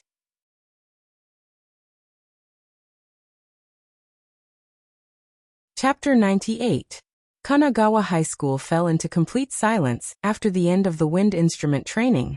Although Shiya Station was a very important platform in Tokyo, with 4 lines passing through it, the greenery was very good. On the way to the Human Observation Department's classroom, they could even hear frogs croaking in the distance. The 3 of them sat around a beach table. The next dance, Rin Kiyono thought for a moment. If I remember correctly, it should be the day after tomorrow. So it's only today and tomorrow? Will we be able to make it? Toru Watanabe asked worriedly. It's just a very normal dance. The etiquette doesn't have to be perfect. Even, Rin Kiyono laughed. You can eat with me in the corner. It's not impossible, but are you willing to take the responsibility of appeasing Miki Kujo's anger? Rin Kiyono sneered. Why should I accommodate her? Then there's no other way. I actually want to be your eating buddy. Wait, you're going to the dance too? Rin Kiyono sighed helplessly. Although she still straightened her back, she felt a little tired. It seems that this young lady doesn't have it easy, or maybe it's because of the wind instrument training that she's already exhausted. Rin Kiyono didn't complain about herself, and continued to talk to Toru Watanabe. 2 days should be enough, as long as you don't only know how to read books and play the oboe. You underestimate me, Toru Watanabe said confidently. As long as I want to, I can do anything easily. Rin Kiyono's lips curled into a contemptuous smile. What if I don't lie? Toru Watanabe was speechless. Kiyono-san, I have to clarify something. Lying isn't as evil as you think, it's unforgivable. After explaining his point of view, Toru Watanabe naturally began to give examples based on the ideas he used to write essays in his previous life. For example, a young and beautiful girl ran past me, and a moment later, a hooligan came from behind and asked me which direction the girl ran. I told him that the girl ran in the opposite direction. You see, at this time, lies are so noble and lovely, full of a sense of justice. The government can even give me a certificate of bravery. Rin Kiyono nodded. Let's not talk about the examples you gave. There are many other ways to avoid lying, but I admit that it's unrealistic for most people to not lie at all. Look. But Rin Kiyono stared at him with a puzzled expression. What's wrong with people who often lie in their daily life, even in love? You're only saying that to me, right? That's right. Rin Kiyono's smile was filled with undisguised pride. We're not debating whether a lie has a price. The 2 of you. Asako Hanada suddenly spoke up, loudly interrupting Toru Watanabe. Toru Watanabe and Rin Kiyono were startled. What's the problem, Hanada-senpai? Rin Kiyono asked. The 2 of you. Asako Hanada grabbed her skirt with both hands and glared at them like a rabbit with red eyes. You're really doing something wrong to Kujo classmate. Rin Kiyono's mouth was agape, and he was so surprised that he didn't know what to say. The debate ends here. Toru Watanabe also couldn't understand the thoughts of this misophobia, but he wasn't interested. Let's start teaching, Kiyono-sensei. Rin Kiyono crossed his arms. Let me teach you a lesson. I suddenly feel that you're a little scary. Rin Kiyono revealed a dark smile. Because your words made me very unhappy. Why is she as twisted as Miki Kujo? Kyo-sen. Hanada Chouko even used her identity as a senior in order to interrupt the conversation between the 2 of them. Oh, I know. Seeing Rin Kiyono's attitude as if she was a child, Toru Watanabe couldn't help but laugh, but in order not to be glared at, he tried his best to use the sound of his breathing to convey his laughter. After chatting for a while, the topic finally returned to normal. I don't think etiquette and dancing are the most important things. Okay, continue. Is this the tone of a person asking for advice, Watanabe classmate? Sorry, I have a problem with my attitude. Please continue, Kiyono-sensei. Toru Watanabe bowed in a gentlemanly manner seen in television dramas. Rin Kiyono nodded. I didn't expect you to be so talented in this area, then You too. Stop before you go too far. Asako Hanada's eyes were filled with tears. If I didn't come today, you would have been playing a teacher-student role-playing game. Toru Watanabe. Rin Kiyono put her hand to her mouth and coughed softly. Watanabe classmate, I think that the first thing you need to learn is your mentality. In the eyes of the law, there's no difference between people's status, but there's a difference in economic status. You're already a high school student. So you should understand what I mean, right? When the time comes, will there be people who want to use power and money to make me look bad? Toru Watanabe was currently in a situation where he was being threatened with death by the Kujo family's wealth and power. There are many reckless and foolish people in this world, but they won't appear at the ball the day after tomorrow. How can you be sure? Even if they do, they won't show it. But I've read a lot of novels. Okay, please continue. Rin Kiyono retracted her icy gaze and pinched the bridge of her beautiful nose in frustration. The so-called upper-class people in real life are even more sinister than the characters in novels. Even if they don't like someone, they'll only use underhanded methods behind their backs.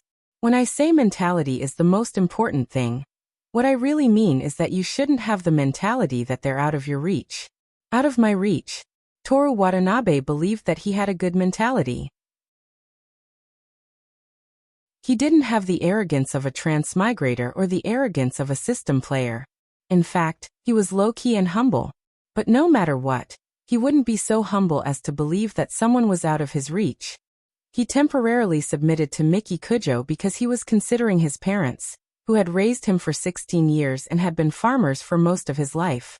Let's not talk about money or status first. When they wear expensive and beautiful gowns, normal people will feel that they're out of their reach.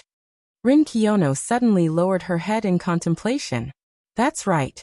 You acted quite naturally at the tea party last time. It seems that you don't need to worry about this step. Then it's simple. Her expression relaxed slightly. If you don't think highly of them, then your behavior will be very natural. As long as you don't suddenly dance to Cherry Maru or whistle Jingle Bells, it'll be fine. After all, it's not a particularly serious occasion. You don't need to go into so much detail, do you? What's wrong with Cherry Maru and Jingle Bells? It's world-class music. Toru Watanabe was unconvinced as he spoke up for the two. It's nothing. It's just that those upper-class people look down on you. Rin Kiyono ignored Toru Watanabe's dissatisfaction. Okay, now stand up straight and do as I say. There wasn't much to say about standing posture.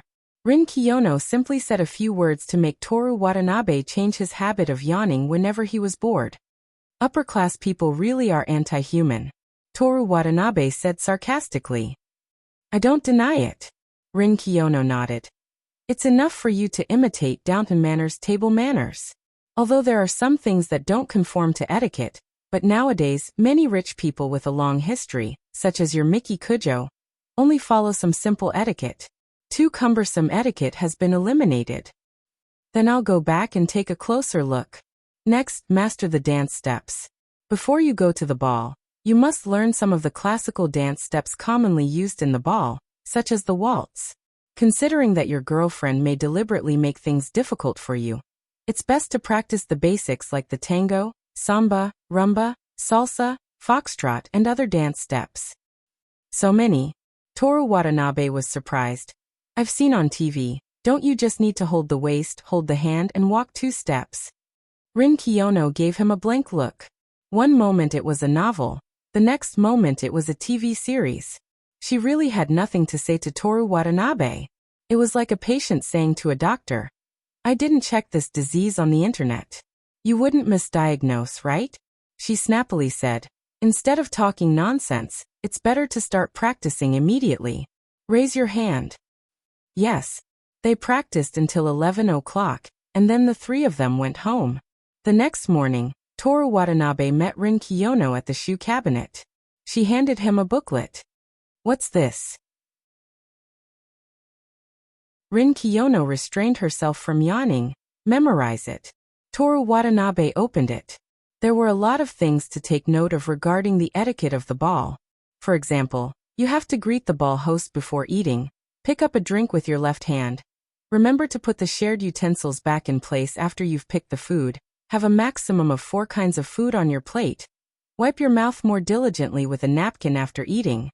Why is it all about food? There are other rules for inviting dance partners in the back. Thanks.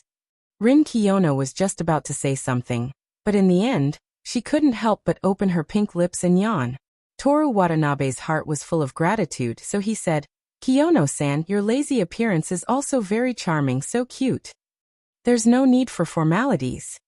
Rin Kiyono waved her hand with a look of disgust.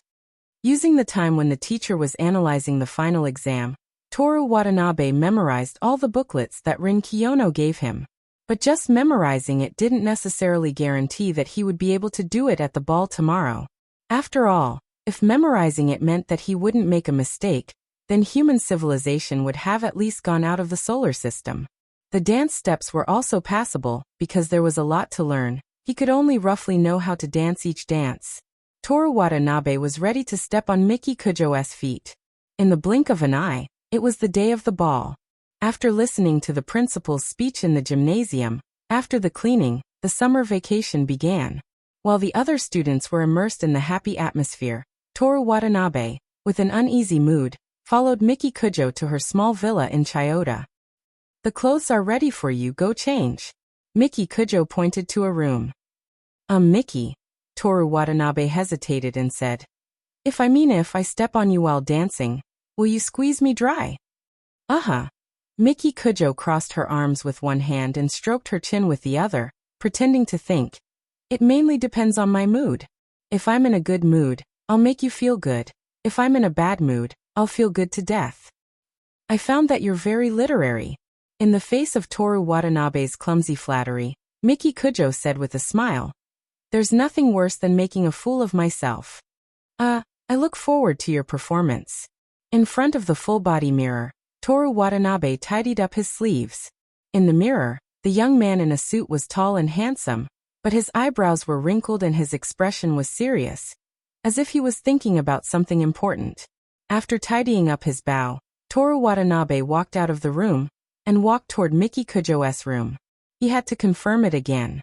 This time, no one ran out to stop him. Toru Watanabe smoothly walked into Miki Kujo's room. "You're just in time, come here," Miki Kujo ordered in front of the mirror without looking back. She was wearing a wine-red long-sleeved blouse with beautiful folds on the chest and cuffs. The shirt was tucked in a very exaggerated and luxurious black dress. The dress was fluffy and swayed lightly with the owner's movements. The black dress had a belt that was as wide as Toru Watanabe's palm. It tightly wrapped around Miki Kujo's waist, perfectly outlining her perky breasts. Burgundy, black, and her snow-white skin made her look like a seductive black rose blooming. Toru Watanabe finally understood what Rin Kiyono meant by out of reach. It was indeed difficult for normal people to not feel inferior when they saw such exaggerated and beautiful clothes in people. Miki Kujo was adjusting the position of her black dress. After waiting for a long time for Toru Watanabe to come over, she was angry. In the end, when she looked up at the mirror, she saw Tetsumasa Watanabe standing there and staring at her. Her lips curled into a smile. "If you perform well today, I'll give you 10 minutes to play with in this dress." "Really?" What are you talking about? Don't you want to?" Miki Kujo's tone was ambiguous. Her hand gently brushed over her swollen breasts and slender waist. "What good performance? I'll play with you whenever I want." Toru Watanabe was bragging, but he only wrapped his hand around her waist from behind. After getting a feel for her, he really realized how wonderful her body was. Miki Kujo laughed disdainfully and handed him a black rope. "Tie a bow for me." Toru Watanabe, out of male instinct, reluctantly let go of her waist. He walked in front of Miki Kujo and first pulled up the collar of her burgundy shirt, wrapped the black rope around it, and then clumsily tied a bow. "It's done." Toru Watanabe breathed a sigh of relief. What a sweet neck. He had to work very hard to resist the urge to break it with the rope or bite it with his mouth. Miki Kujo reached out and grabbed Toru Watanabe's wrist. She buttoned the silver cuffs again and helped him adjust his collar. "Miki, I want to discuss something with you." "Speak." "If I perform well, I don't want a reward. If I don't perform well, can you not punish me?" "No." Miki Kujo patted Toru Watanabe's chest. "I'm looking forward to tonight, whether you perform well or not." Compared to her happy expression, Toru Watanabe's face was very ugly. "Don't be so gloomy. I'll allow you to smile tonight." Toru Watanabe forced a smile. Miki Kujo nodded in satisfaction. After changing their clothes, the two of them went to the ball. Toru Watanabe felt uncomfortable in the car. His hands were slightly numb. Firstly, it was because he was not used to wearing a suit. Secondly, it was because of Miki Kujo's words just now. She said it in a flirtatious tone. But Toru Watanabe didn't forget her true nature, which was as cruel as a witch's. Through the car window, they could see the embassies of various countries. It seemed that the ball was going to be held in the port area. As more and more luxurious cars appeared, and the car started to slow down, Toru Watanabe confirmed with Miki Kujo again. Are you really going to squeeze me dry to make a fool of myself? Give up. There's no room for discussion. In that case, I'll have to choose the reward. Toru Watanabe straightened his suit and got out of the car. Then he reached out to Miki Kujo in the car. Question: how can I not make a fool of myself at the ball? It's very simple. You just have to become the god of the new world. So handsome that you will be forgiven no matter what you do. Exchange for charm. You're quite confident, aren't you? I'm thinking golf world. Toru Watanabe was brimming with unparalleled confidence. Just like the sun that had already set in the west, no one could stop it from rising the next day. It was that kind of confidence. Miki Kujo raised her head, put her hand on his, and elegantly got out of the car. I'm the queen, and you can only be the prince. Of course. Miki Kujo smiled and hooked her arm around Toru Watanabe's. Before they even entered the ball, the two of them had already become the center of attention at the entrance of the ball.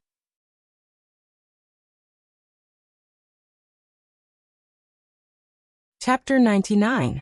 It was a luxurious mansion adjacent to the Tokyo Bay. Walking into the magnificent living room, they could see the yacht docked at the dock behind the wide and bright floor-to-ceiling window on the left.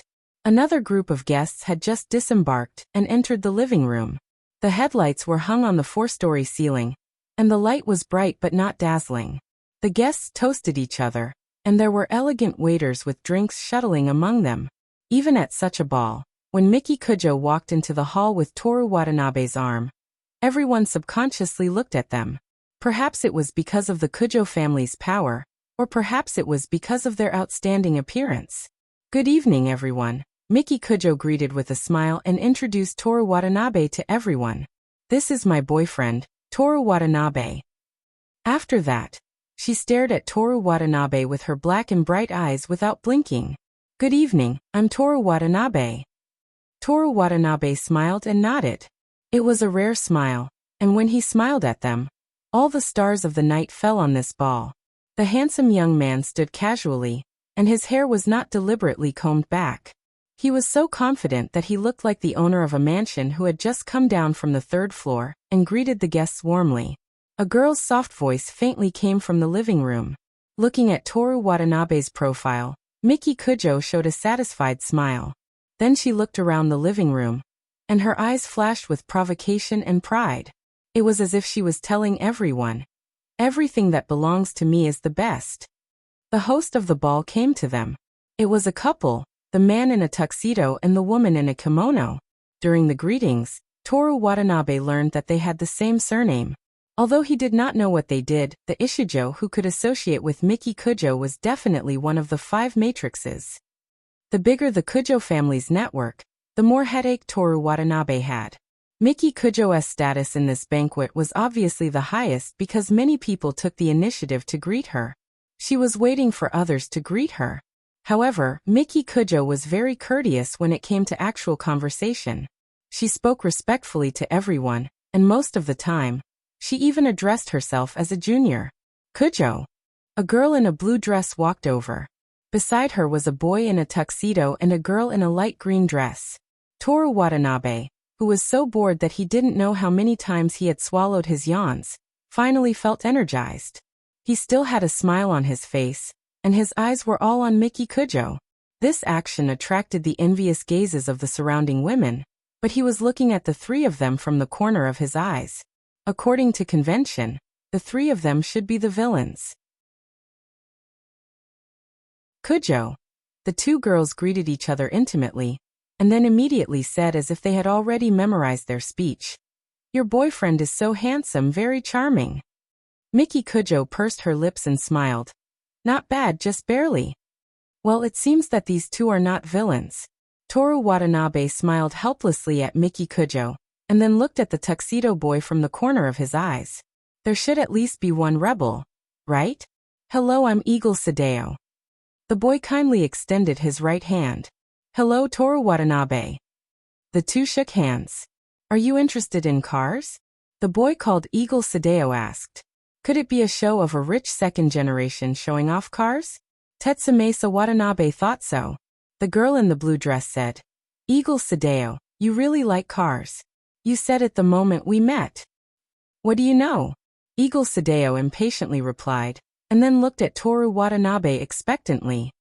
I'm interested, but I don't understand at all. No problem if you don't understand. Eagle Sadeo excitedly said. My family has a racetrack in Shizuoka, and I've formed an amateur racing team. Shall we try it out tomorrow? Racing? I'm a professional. He's a professional racer. I've said it 10,000 times already. The girl in the light green dress rushed to finish his sentence. Eagle Sadeo was like a Chinibu who was interrupted by his ultimate move, showing an unhappy straight face. He ignored the girl and continued to speak to Toru Watanabe. Coincidentally, the two new Lamborghinis I ordered have arrived. As a greeting gift, I'll give one to you. Let's go run 2 laps tomorrow and drive it away, how about it? All right. Eagle Sadeo slapped his forehead. You don't have a license yet. How about this? I'll get someone to transport it to you. But it's not a problem to try it at the racetrack. The traffic police can't do anything about it. Let me tell you, my time for 1 lap is 1 minute 39 seconds. Do you know how? Wait a minute. Toru Watanabe hurriedly interrupted him. He's always like this, he can't stop talking about cars. The girl in the blue dress said bluntly. Miki Kujo turned around and said to Toru Watanabe. Do you want one? If you do, I can buy one for you. Were all rich people's topics so boring? No need. When I said I'm interested in cars, I was referring to carts and motorcycles. Toru Watanabe said half-heartedly. But it wasn't nonsense. Motorcycles were the standard for racing cars, and carts were his personal interests. Carts? What's the point of those toy cars? Eagle Sadeo finally said something that sounded like a rebellion. You're so rude. Everyone has different interests, how can there be a difference in quality? The two girls spoke up for him. What do you know? Eagle Sadeo ignored them. Watanabe, I'll get someone to send the car to you. If you want to play, come find me anytime. I'll teach you how to drift step by step. There's really no need. What if you want to play? Besides, interests can develop.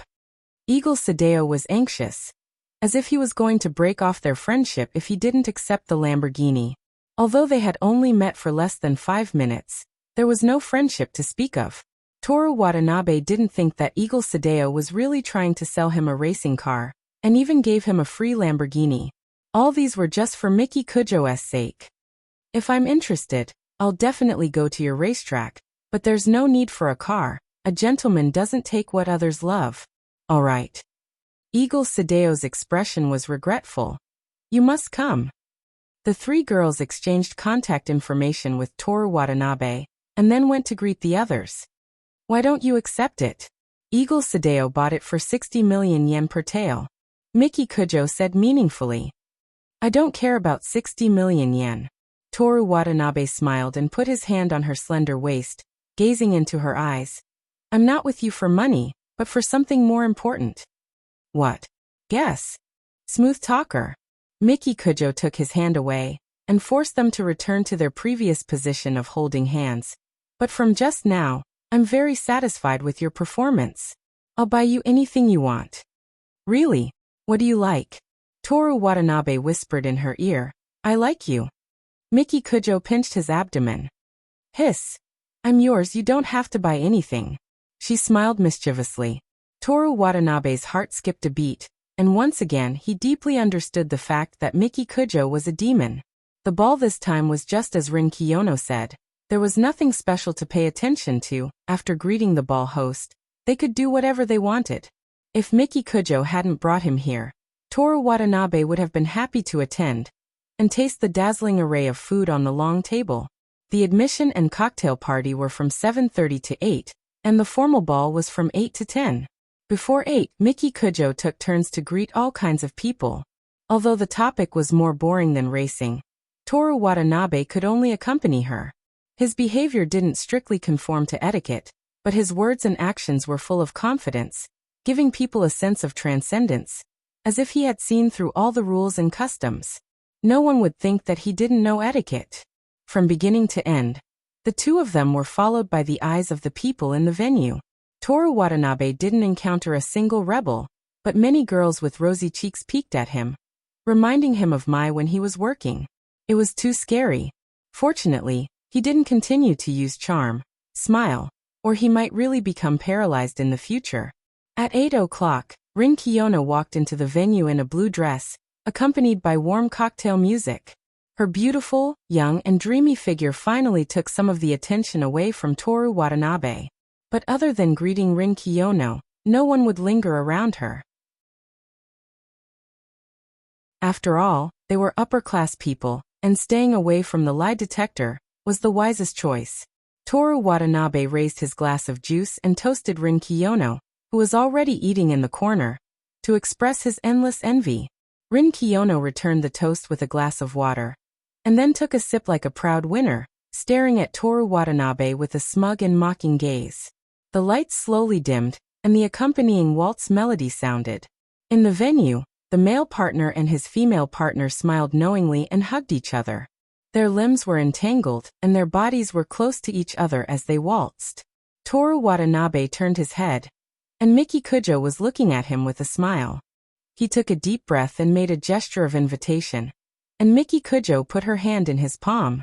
Toru Watanabe wrapped his arm around her slender waist, held her hand and started waltzing. "How do you feel about the ball?" Miki Kujo asked with a smile. Toru Watanabe felt the softness of her body, smelled the fragrance of her hair, and felt the sweet moist breath coming from her mouth. "How stupid. Why don't we just watch a movie while holding hands?" Toru Watanabe complained and then added, "Of course, to be able to hold your waist like this is something I can't ask for more." As he spoke, he silently recited Rin Kiyono's instructions. The first beat, the man moves to the left, and the woman moves to the right. The second beat, the man moves to the right, and the woman moves to the left. The third beat, both of their feet together. "Then let's go watch a movie next time. Does my performance today count as a pass?" "Just barely." Miki Kujo, who was smiling just a moment ago, suddenly turned cold. Toru Watanabe smiled awkwardly and said, "I didn't do it on purpose." "You're the first person who dares to step on me." Toru Watanabe pondered in his heart and pretended to be jealous. "You've danced with other men?" "That's right, for young ladies like you, the ball is just a part of life." Miki Kujo lifted her heel and stepped on Toru Watanabe's foot without hesitation. Woo! Toru Watanabe's head was sweating, and his hands subconsciously wrapped around Miki Kujo's waist, letting her quietly stick to his body. First it hurt, and second, he was worried that his acting would be seen through. "I'll teach you a lesson. You didn't take my words to heart." As she said that, she buried her face in Toru Watanabe's arms and gently danced. "But you look cute when you're jealous. I'll forgive you this time." Toru Watanabe had a beauty in his arms, but his heart was still scared. Then he finally remembered what happened at the Shinagawa Aquarium. Miki Kujo didn't like others to touch her. Could it be that she really likes me? Toru Watanabe thought to himself. It was normal for him to be liked. 8 out of 10 girls in the school were willing to be his girlfriend, and one was already his girlfriend. The last one was Rin Kiyono. Toru Watanabe wanted to observe Miki Kujo's expression. Unfortunately, she leaned her face on his chest, and only she knew what she was thinking now. After dancing, Miki Kujo said that she had something to do and left temporarily. In fact, she was going to the bathroom or touching up her makeup. But she didn't put on any makeup, so Toru Watanabe was sure that she was going to the bathroom. Finally, it was time for a break. Toru Watanabe quickly looked around the venue and saw Rin Kiyono eating slowly in the corner. The lights on the dance floor changed, the figures intertwined, and the combination of the crowd changed again and again. Only she was always there. Toru Watanabe walked over. Rin Kiyono was using the fork in her hand to remove the seeds from the watermelon. When she saw him coming over, she smiled. Watanabe classmate, what are you doing here? Are you going to ask me to dance? What are you talking about? Tell me what's delicious? I'm starving. Rin Kiyono stabbed the fork into the watermelon meat. You're really annoying. She sighed and told him the dishes that she thought were good. Toru Watanabe took a plate and piled it with the food. Didn't I say that you can only put up to 4 food on the plate, and it must be small? If you like, you can take more. Why do you care about that? Toru Watanabe ate a piece of roasted suckling pig. The person who made these rules is far inferior to me. Why should I submit to the restrictions of the weak? You're sounding more and more like your girlfriend. What meat is this? Why does it taste raw? Mutton medium rare. It's too old. I usually just chased after the mutton's butt and not on it. Toru Watanabe deliberately mocked her. He was never used to eating things with blood. Puffed. Because of the sudden laughter, Rin Kiyono almost dropped the plate with the watermelon. While laughing, she tried her best to steady herself. She cleaned her white face and dyed it cherry red. Toru Watanabe didn't intend to make her laugh. This old joke was purely said without thinking. But it felt good to be able to make Rin Kiyono laugh. As the saying goes, beauty can. What are you doing here? Miki Kujo stood beside him with one hand on her waist. I'm here to say hello to my classmates and eat something. You two have a good relationship. You can laugh like this when you're greeting each other. Miki Kujo looked at Toru Watanabe with an emotionless gaze. Just as so. Toru Watanabe forked the medium-rare mutton with his fork and fed it to her. Miki, you must be hungry. Try it. Miki Kujo glanced at him. Just as she took a bite, she frowned and let go. I don't like this. You eat it. It's delicious. Toru Watanabe chewed in big mouthfuls. He decided to buy some insect repellent on the way back. Miki Kujo took the fork in his hand and forked a piece of ham for herself. Kiyono classmate, do you still not have a dance partner this time? Since when did having a boyfriend become something you can brag about? You were just like me at the last dance. Are you so proud of just one dance? How shallow. Rin Kiyono retorted without holding back. It seems like you really care about this kind of thing. I didn't say anything, did I? Are you secretly thinking about a man? Forget it, forget it. There are so many people here. Let's go back to school. No, let's quarrel next time. Toru Watanabe quickly stopped Miki Kujo. His sixth sense told him that if they continued quarreling, the flames of war would burn him down. Are you helping her or me? Miki Kujo asked. You're my girlfriend. What do you think I should help? But there's no need for that. Toru Watanabe took her fork and ate the remaining half of the ham. Let's go eat something else. I'll get some for you. He put the fork on the plate and freed one hand to hold Miki Kujo as they walked to the food section. What do you want to eat? Salmon. What's with the things on your plate? They're all things I don't like. Change them, you hear me? While listening to Miki Kujo's orders, Toru Watanabe secretly turned around and gave Rin Kiyono a smug smile. Rin Kiyono spat out a black watermelon seed at the plate. What's wrong with this woman? She doesn't know how to be grateful at all.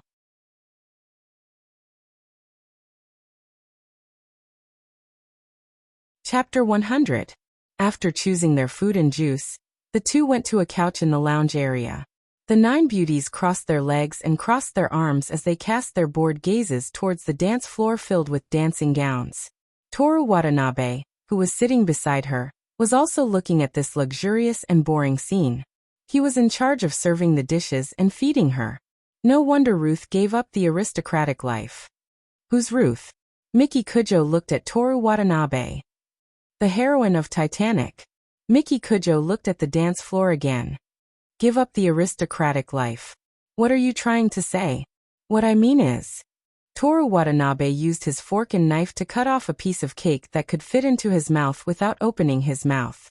He then fed it to her. Miki Kujo interrupted him. I want fruit. Toru Watanabe could only eat the cake, which was full of cream and would definitely make her fat, and cut a piece of cake with a small piece of kiwi for her. Miki Kujo opened her mouth slightly and ate the cake. Continue. What I mean is, you'll get tired of living the life of an upper-class person. Occasionally, you should experience the life of a lower-class person. This way, life will be more interesting. Low-class life? Salad. Wait a moment. Toru Watanabe put the cake plate on the table and drank a mouthful of water to ease the cream in his mouth before picking up the salad plate. He fed Miki Kujo with his fork and knife and said, "Have you been to the summer festival? I've seen fireworks. Not just that. For example, have you walked through a stall full of people? Fishing for goldfish? Shooting balloons with a plastic gun? Licking marshmallows or apples with your tongue? You're talking about the summer festival, right? Foie gras. Foie gras?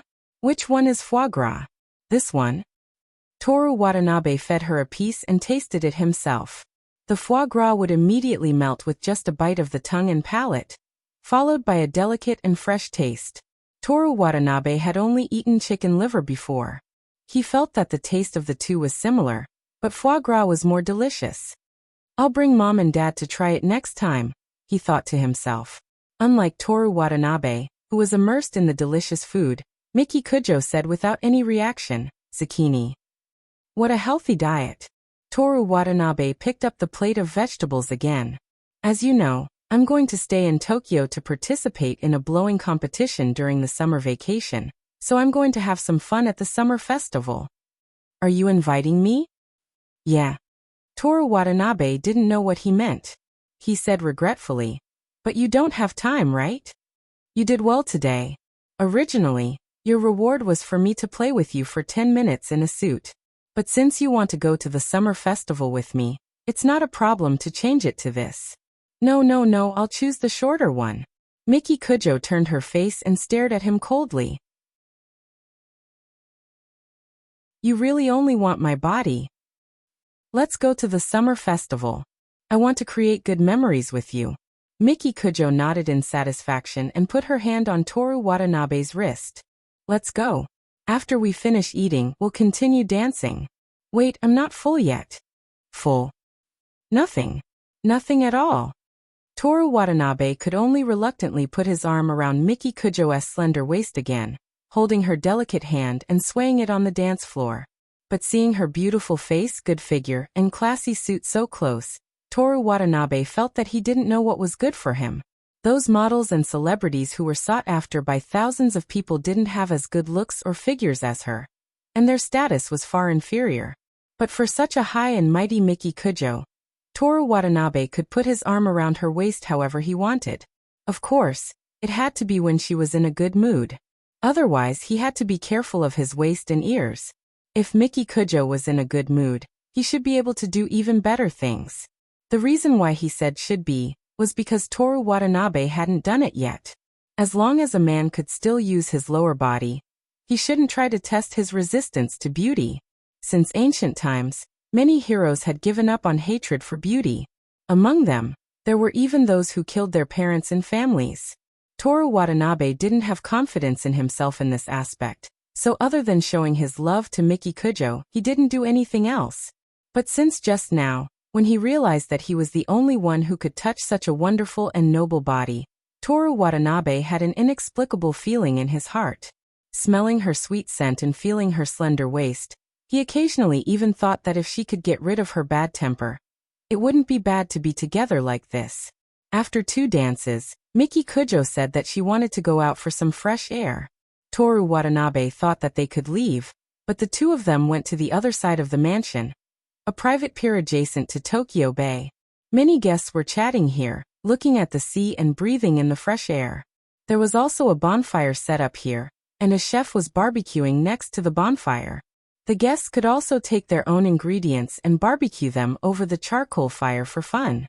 When the two of them arrived, a beautiful woman wearing an exquisite deep V-neck strapless dress came over. It was Riko Kiyono, the special director of the Kiyono Group. "Miss Kujo, good evening." Riko Kiyono extended her right hand. "Hello."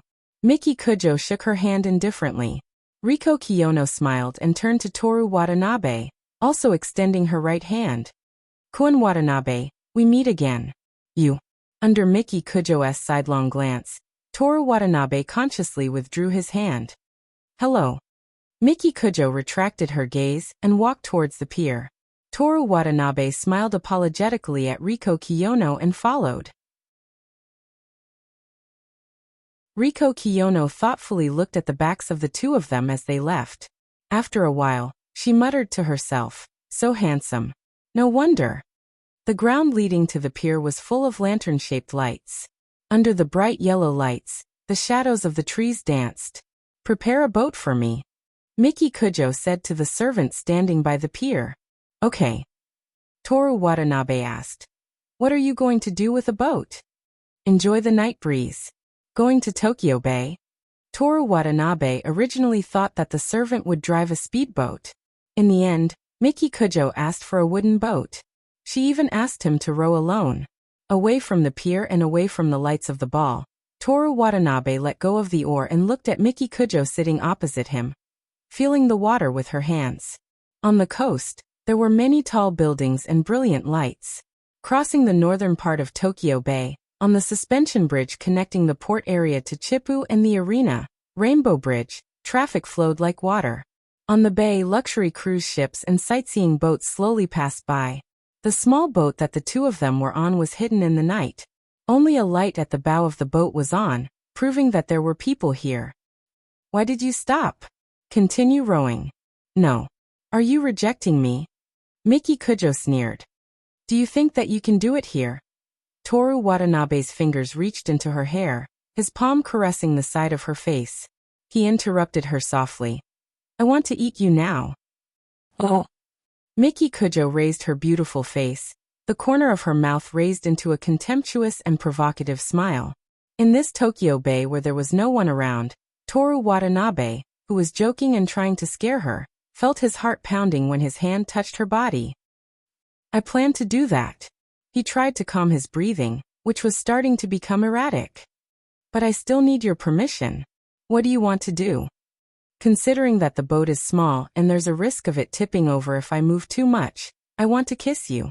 Toru Watanabe lifted her seductive chin. His face could not help but move closer. In the night, the lake and the lights, his eyes were filled with desire as he looked down at her proud face. Can I? He said softly with a voice that was a little more hoarse than usual. The waves crashed against the boat, and the cruise ship whistled. In the midst of these sounds, Miki Kujo ordered. I'll allow it. Toru Watanabe lost. He lost to her beauty and this damned sweet and magical atmosphere. On the surface of the sea, a sweet atmosphere brewed. The boat followed the current and drifted in an unknown direction. Miki. Yeah. After a simple and meaningless conversation, they began to kiss for the second time.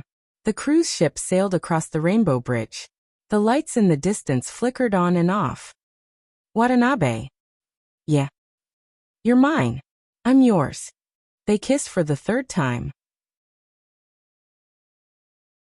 Miki Kujo's heart was filled with sweetness.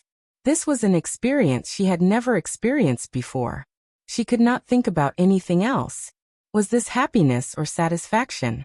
When she regained her consciousness, her hands had unknowingly grabbed onto Toru Watanabe's back. After tidying up the messy burgundy suit and black skirt, the two returned to the shore. The ball was coming to an end. The guests kept saying goodbye to the host. In the empty living room, the servants were cleaning up the mess. Compared to the scene of the fluttering suit, there was a hint of loneliness. Miki Kujo sent Toru Watanabe back to the rental house and left. Looking at the car driving away, Toru Watanabe pressed his hand on his face. After entering the room, he took off the suit and hung it in the closet. Although he probably would not have the chance to wear it a second time. After taking a shower, he changed into a short-sleeved shirt, shorts and slippers.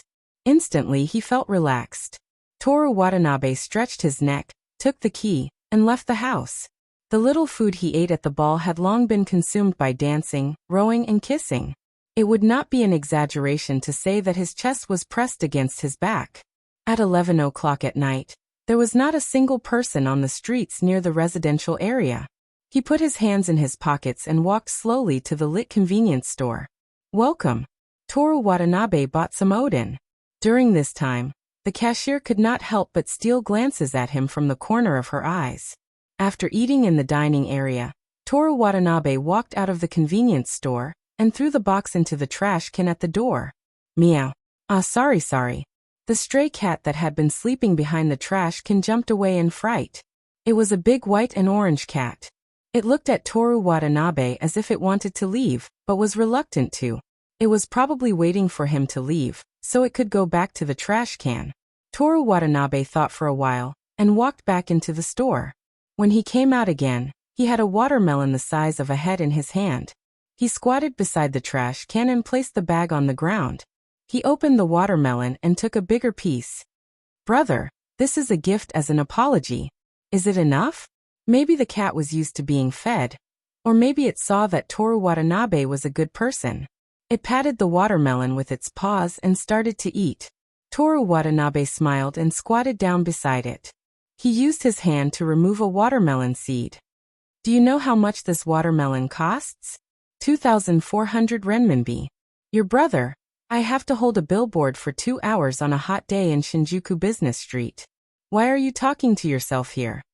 Brother, no sister, can you talk? The cat whose beard was dyed the color of a watermelon obviously didn't know how to speak. He even turned around and pointed his tail at Watanabe in annoyance. Rin Kiyono sighed above his head. So it's Kiyono. I thought I found an alien. Toru Watanabe turned around. Her beautiful toes in her sandals, her delicate bare feet, her long calves that were as tender as lotus roots, her beautiful knees, and her well-proportioned. Toru Watanabe. What are you looking at? Rin Kiyono twisted her legs unnaturally. I'm thinking. Liar. It's true. Liar. You've been staring at my legs. It's a misunderstanding. Although my eyes are full of Kiyono's beautiful legs, I'm actually thinking. Why didn't cats evolve to walk on their hind legs? Hair. By the way, Kiyono, did you know that the history of human hair removal began in the Stone Age? But at that time, human hair removal was for. Rin Kiyono sighed. She ran her hand across her skirt and squatted down to make sure she was not exposed. Toru Watanabe, who was still talking about the history of human hair removal and staring at her legs, finally looked at her at the same level. Toru Watanabe unwillingly broke the watermelon in his hand into two and handed one to Rin Kiyono. Thank you. Rin Kiyono hesitated for a moment, then reached out to take it. If it wasn't for the fact that she didn't want Toru Watanabe to continue taking advantage of her, and that there was no one on the street at night, she definitely wouldn't do something like squatting on the side of the road to eat watermelon. You're welcome. Toru Watanabe took a bite. His mouth was full of sweet juice. Qing Yi-rin patiently removed the seeds that he could see, and then began to nibble on them. There were people who directly spat out watermelon seeds at the ball. Why are you here? Toru Watanabe asked. I kept eating at the ball, so I came out to exercise and digest. I envy you. I'm starving. I see that you and Miki Kujo are having a lot of fun. It's nothing. The two of them didn't speak anymore. Together with the cat, they quietly enjoyed the 2,400 pounds of watermelon. The roads in the residential area of Sigu Station were narrow, but the greenery was done very well. Not only the government, but every household would plant flowers and grass. Those who could afford it had pine trees and beech trees in their yards. The night wind blew gently. Just listening to the rustling of the leaves gave people the feeling that it was a cool summer night. Time passed slowly. When a man and a woman were together, if they didn't speak, the atmosphere should be very awkward. But neither of them felt that way. Toru Watanabe didn't want to force himself to find a topic, and Rin Kiyono wouldn't mind. He always felt that way in his heart, and he was sure that Rin Kiyono also felt the same way. But then again, for Rin Kiyono, she couldn't wait for the people around her to shut up. After eating the watermelon, the two of them stared at the cat eating the watermelon. The cat's mouth was small, like watching a silkworm eating mulberry leaves. The way it nibbled on the watermelon was very cute. Kiyono classmate, what do you think about cats evolving to have legs like humans? Toru Watanabe stared at the cat's hind legs and asked, Can you stop talking about legs? Rin Kiyono couldn't stand him. You like legs too much. I'm studying cats. So you really like legs? Hey, wait, did I just say that I'm obsessed with legs? I clearly said that I'm studying cats. So you're really a pervert who likes legs. You disappoint me. Is it already a fact that I like legs? The two of them chatted. Toru Watanabe talked about a lot of animals that evolved like humans, and which species had better legs. Rin Kiyono didn't say a word. She looked like she couldn't stand him the whole time. It seemed that she wasn't interested in legs.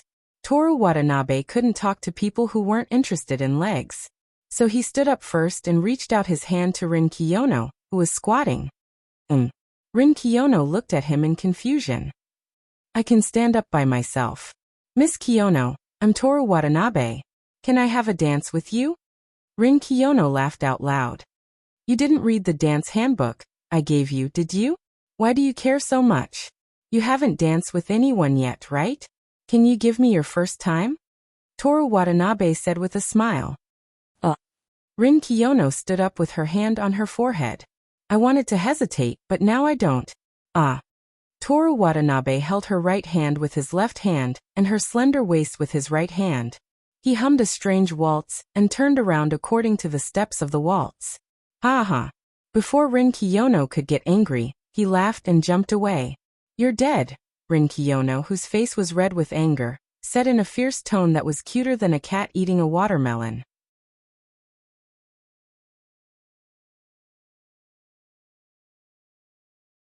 Chapter 101. On July 21st, the second day after the dance, summer vacation officially began. As usual, Toru Watanabe woke up at 6 o'clock and went out for a run. But his route changed. Because he always ran on the busy Shinjuku Avenue, he seemed to have really become Forrest Gump and attracted a lot of onlookers. These bored guys thought of him as a tourist attraction or gossip in Shinjuku. There was even a TV program dedicated to interviewing him.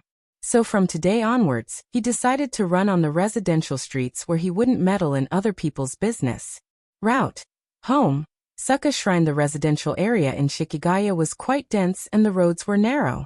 In July, the blue sky was wide and the sun was just right. Ivy, evergreen trees, and other vegetation flashed a dazzling green. And occasionally beautiful hydrangeas could be seen. There were a lot of ramps, almost as many as there were vending machines on the roadside. By the time Toru Watanabe arrived at the Suga Shrine, he was already out of breath. Large beads of sweat rolled down from his fair and handsome face. Even though he had been training for a long time, he was still out of breath. Toru Watanabe sat on the stone steps at the entrance of the shrine, listening to the cicadas chirping from the shrine, and took a big gulp of soda. Drinking such rubbish drinks so early in the morning, young people these days. 3 old women who were strolling around the shrine looked at Toru Watanabe's face, and the drink in his hand. If you don't drink now, do you want to wait until you're old enough to drink? Toru Watanabe replied loudly. So the old women looked at him, even more disdainfully. They pointed at Toru Watanabe and whispered something to each other, then disappeared at the corner of the downhill road. Toru Watanabe took another big gulp, sighed with satisfaction, and then pointed the bottle of soda with marbles at the sun. The pattern on the glass reflected a dreamy color under the sun. After resting for a while, he ran home to take a shower, changed into his school uniform, and went to school. Although there were fewer people on campus during the summer vacation, it was still very lively. On the playground, the enthusiastic youthful shouts of the sports club could be heard in all the hallways and courtyards of the school. Under Rin Kiyono's pressure, the music section's training became more and more arduous. Now she often said, you have to memorize the melody when you're bathing, or before you go to bed. Those who don't give their all don't deserve to enter the nationals. Even Toru Watanabe, whose oboe was gradually reaching perfection, could not escape being scolded. Watanabe-san, don't you know that the piece I chose is very important for the oboe? Student Watanabe, why did you take so long to go to the toilet? Are you planning to stay there? Classmate Watanabe, if you have time to play Jingle Bells and play games, why don't you practice your solo? Watanabe, Watanabe, Watanabe. Toru Watanabe struggled to throw the baseball in his hand. I didn't know my surname was Watanabe. I don't need you to remind me. The crisp sound of the baseball hitting the ball resounded through the summer sky at the end of July. Osamu Kanai, who was in the batting cage, shouted, "Good ball!" Again. Toru Watanabe picked up another ball from the basket and threw it toward the strike zone. Unexpectedly, there was only the sound of the bat whistling through the air. Impossible. Carter ball. Osamu Kanai, who missed, shouted in disbelief. Wrong. It's a poke ball. Toru Watanabe threw another Carter ball that he had no idea what it was. This time, the crisp sound of the metal ball hitting the ball resounded through Kamigawa again, attracting the attention of the crow who was standing on top of a tree overlooking the school building. After this ball, the two came to the rest area near the first base. Your ball speed is getting faster and faster recently. Today you even threw a Carter ball. If you continue like this, you can come to the baseball club as a sparring partner. Looking down on me? My goal is to strike you out before the start of the Koshien tournament. Osamu Kanai looked up to the sky and laughed, responding to Toru Watanabe's boasting. He said, "By the way, when will the competition of the blowing club start?" August 5th. Then there's not much time left. No wonder we haven't heard the sound of the instruments recently. What about you? Toru Watanabe asked. We have already defeated several schools, but I didn't play. Osamu Kanai pointed to a player who was sparring with the coach, Uchida-senpai. With his high-speed ball alone, Kamigawa can win the championship of the Tokyo district and the right to participate in the Koshien tournament. So good. Of course. Uchida-senpai is. I'm not talking about him. What I mean is, can a good pitcher help a team win? Of course. Others can't hit your ball, can't score. How can you win? But if the opponent also has a good pitcher, then it will be troublesome. Osamu Kanai excitedly told Toru Watanabe about the 19th Koshien tournament, the game between the representative of Hyogo Prefecture and the representative of Aichi Prefecture. Both sides' pitchers were like Lubu. According to Osamu Kanai's words, both sides' batters couldn't hit the ball they threw, and there was no score in the game. The game lasted for more than 4 hours, and the scoreboard couldn't put the score, so it had to be temporarily increased. However, if a pitcher wants to be in the limelight, he has to be very, very strong. As for the hitter, as long as he gets a hit in 3 strikes, it will be his victory. Finally, as the hitter, Guojing Shio said. The two talked for a while and the baseball coach whistled, and all the players immediately gathered and continued to train under the hot sun. Toru Watanabe stayed in the rest area for a while, and heard the coach curse at least 10 times. It seems that no matter which club, the coach likes to teach people a lesson. Kuin Watanabe, do you want some water? The female manager of the baseball club brought a bottle of water. Thank you, but no. Toru Watanabe stood up. I have to go back to practice. Well, okay. The female manager smiled very cutely. Thank you, Kuin Watanabe, for helping Koi-san with his training. If only I could help. His current level is not as good as the automatic baseball pitching machine in the entertainment area. When Toru Watanabe returned to the music room, the other club members have consciously started basic training and tuning. Because he will be scolded for playing mobile games, Toru Watanabe had to pick up the oboe, emotionlessly holding the whistle, and began to practice. After a while, Rin Kiyono walked into the music room. Start the ensemble. Yes. It was near the end of July, and the performance of the band, which used to wake Miki Kujo up, was getting better and better. The melody of the theme song and the free song was deeply engraved in everyone's heart. Under Rin Seino's guidance, he started from the basics of breathing, musical intervals, rhythm, and so on, to the more difficult techniques of performance. Stop. Didn't I say that you have to play with emotion? Why is it that after so many times of practice, the rhythm is still broken? You have to practice well today. Yes. Many people felt that there were no problems, but she was always able to find problems. But before Toru Watanabe came out to attract hatred, when Rin Kiyono said that there were problems, no one believed her, or they deliberately did not change because they were against her. But now, although they can't help but have all kinds of feelings, at least they will seriously practice according to her guidance. Because they looked at Rin Kiyono objectively, everyone gradually realized her brilliance. Even if she was suddenly appointed as a judge of the music competition, the people of Kamikawa Yukabu would not make a fuss. Thinking of this, Toru Watanabe looked at Seigo Rin, who was standing on the podium, and said in his heart, "I was the one who raised that kid." "Watanabe, the F note is too high, one more time." At that moment, the music room was full of girls snickering, which meant, "You also have a day like this." The only pity was that for some reason, Toru Watanabe was getting more and more handsome, so they could not find a place to attack him. Time was filled and repeated until the end of July, and then it was striding towards August. Late at night on July 31st, Toru Watanabe, who had just finished a day of training, was reading the book, The Great Matchmaker, that he borrowed from Rin Kiyono under the table lamp. It was a very short play about a handsome adopted son and a beautiful adopted mother, who went in and out together. They were maliciously slandered by the townspeople, and rumors spread that they were having an affair. The adopted father did not believe it at first, but in the end, he was unable to restrain his anger. The adopted son and mother, who had nothing to do with each other, supported each other with the help of these rumor-mongers, and in the end, they really did get together. These rumor-mongers were the matchmakers in the title of the book, and the word great was extremely ironic. Sure enough, the word great is better. Toru Watanabe was not interested in plays. Besides learning Spanish, he wanted to know what Rin Kiyono, a beautiful woman, thought when she read this play about an affair. Would she fantasize about the relationship between the adopted son and the adopted mother? Why would I be interested in this? Is it a man's bad taste? Tetsumasa Watanabe thought.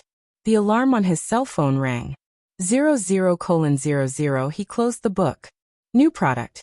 Beauty cream.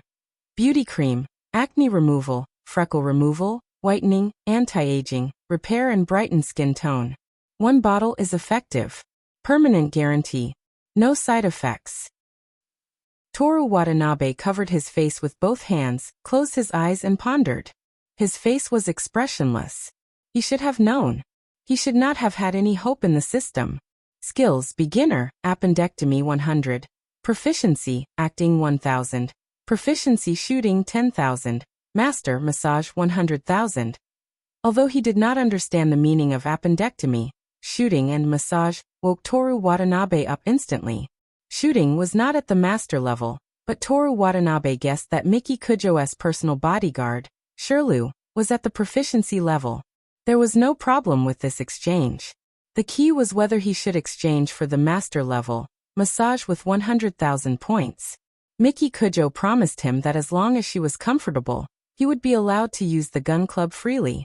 Whether it was access to guns and ammunition or a suitable place to practice, a government-approved gun club was very important to Toru Watanabe. With the right to use the club, he could even rely on himself to practice shooting to the master level. Although it was difficult, he was never afraid of difficulties and never slacked off. However, 100,000 points in exchange for a massage, that was not very useful. It was not worth it. Especially when he wouldn't get any more points except for the Kujujo Meiji's sign-in reward. However, the system could even refresh such an exaggerated thing like wind pole dance. Who knows how long it would take to refresh a suitable skill? Toru Watanabe thought about it, and decided to forget it. He was reluctant to give up 100,000 points. Anyway, as long as he did not do anything improper, Miki Kujo would not inject him with succinylcholine or throw him out of the car. After exchanging for the proficiency level, shooting, which could not change the status quo, Toru Watanabe felt that it was a pity to throw it away. If it were not for the ridiculous skills refreshed by the system and the pressure from Miki Kujo, he really did not want to exchange for the proficiency level skill. Glancing at the system interface, Toru Watanabe made his bed, turned off the lamp, and went to sleep. In August, Rin Kiyono borrowed a concert hall. Just like familiarizing themselves with the exam room, the wind department practiced like crazy in this concert hall. Toru Watanabe, who obtained an amazing shooting skill, still drank his boozy soda every day, received the supercilious looks from the old woman and Rin Kiyono. His daily life did not change. On the morning of the competition, the school bus and truck stopped in front of the club building. Toru Watanabe was one of the few boys in the wind department, so he could not escape from moving the instruments. After he finished, he was too tired to move, especially the percussion instruments, which were too heavy for him, who only had 6 points of stamina. Asako Hanada showed off her monstrous strength for the first time. She carried the 50-kilogram xylophone with both hands and hummed a song as she went down from the 3rd floor. Then she immediately went upstairs and continued moving the instruments. In the summer, they did not sweat at all. In order to make the competition look official, they wore long-sleeved uniforms. It was too scary. He was really worried about her future boyfriend. If he was a scumbag, would his head be twisted off? He sincerely hoped that he was a man as single-minded as him. Amen. After moving the instruments, they checked again to make sure they did not forget anything, locked the back door of the truck, and all the club members boarded the bus. On the way to the competition hall, the bus was frighteningly quiet. Some of the girls' faces were so pale that they looked like they would be sent to the hospital at any time. Rin Kiyono sat alone in the front row, resting with her eyes closed. Mayasahi took off her shoes, curled up in a chair, and played a sound game with her headphones on. Asako Hanada, who was sitting next to her, stared blankly at the passing scenery outside the window. In the back row, Toru Watanabe and a boy from the trombone club were sitting together, also playing a sound game. "Michan, are you nervous?" The boy whispered to Yoshimi Tamamo across the aisle. "Don't talk to me right now," Yoshimi Tamamo said in a bad mood. Her beautiful snow-white face did not have a trace of blood. Her lips were muttering something, and she was reciting the melody of the trombone club over and over again. The boy was bored, and because he was too nervous to calm down, he looked at Toru Watanabe. Although Toru Watanabe appeared to be the enemy of men, the things he did, whether it was confessing in public, not flirting with other girls, or being a chinibu, made him a good friend of boys. "Watanabe, did your girlfriend come to cheer you on? It's not a national competition. She won't go to such a competition." "I see." The boy was silent for a while, then asked, "Are you nervous?" "I'm okay. I envy you.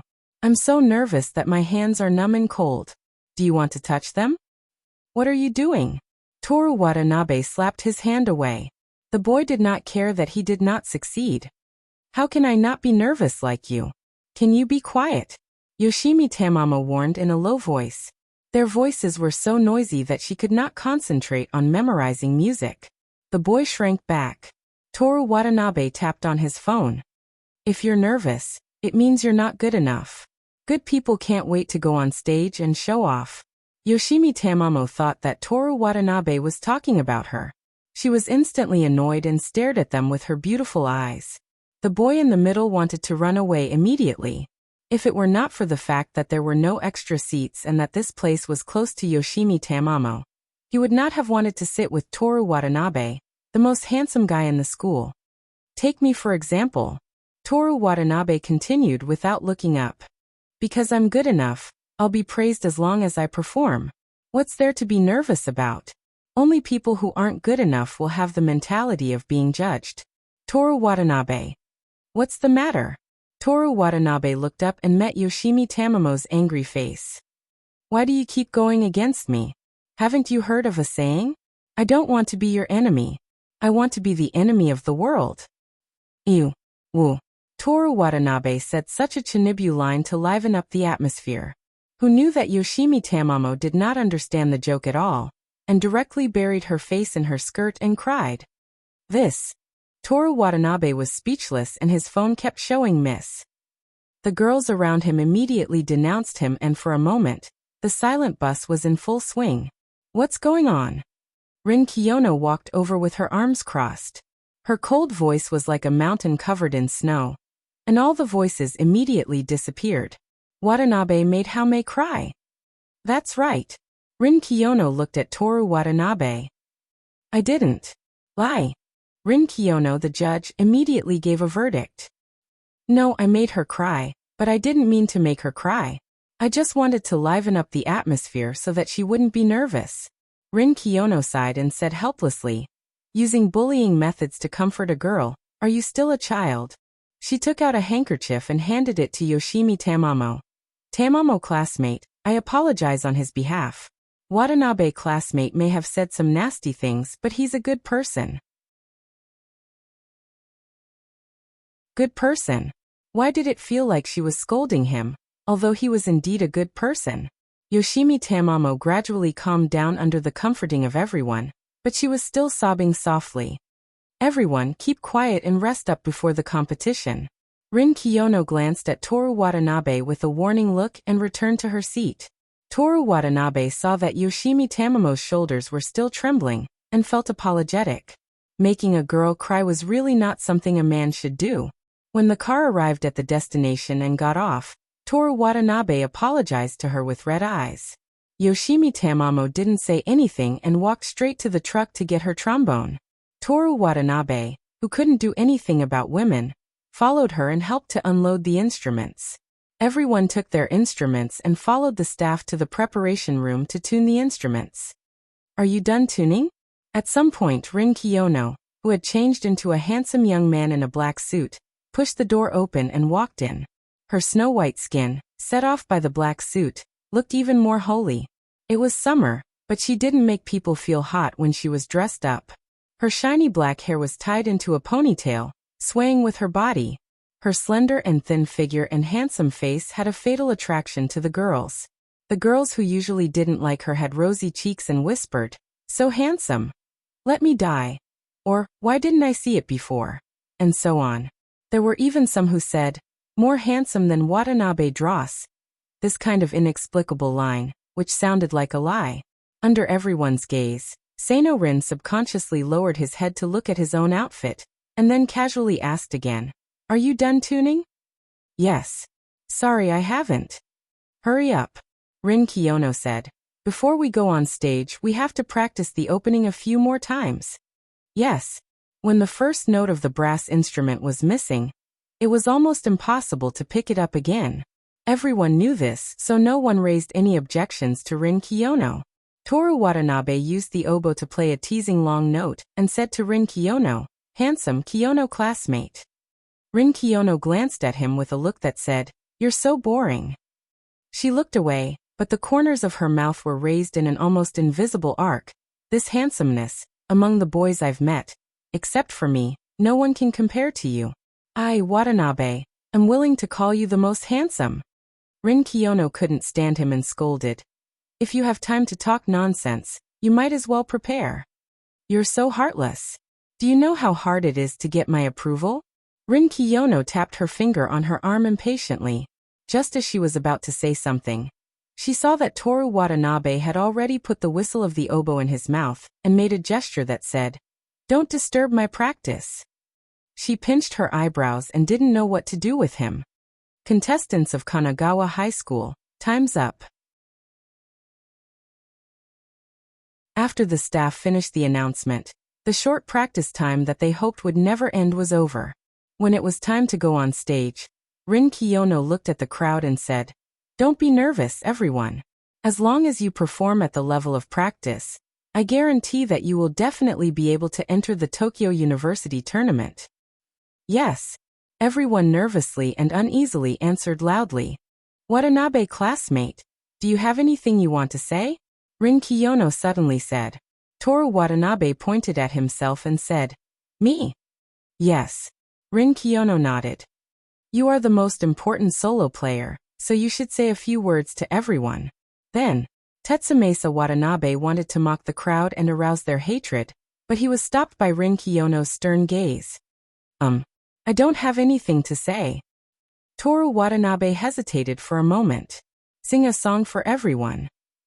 Before anyone could react, Toru Watanabe had already started singing with his voice that Rin Kiyono had determined to be hopeless. For valleys and hills, the school building that the crow schemes over, our alma mater, Kamigawa. Whether they hated him, liked him, or ignored him, they all followed him and sang Kanagawa High School's school song in unison. Kamigawa. Come on. Everyone walked onto the stage and took their positions in their respective trenches.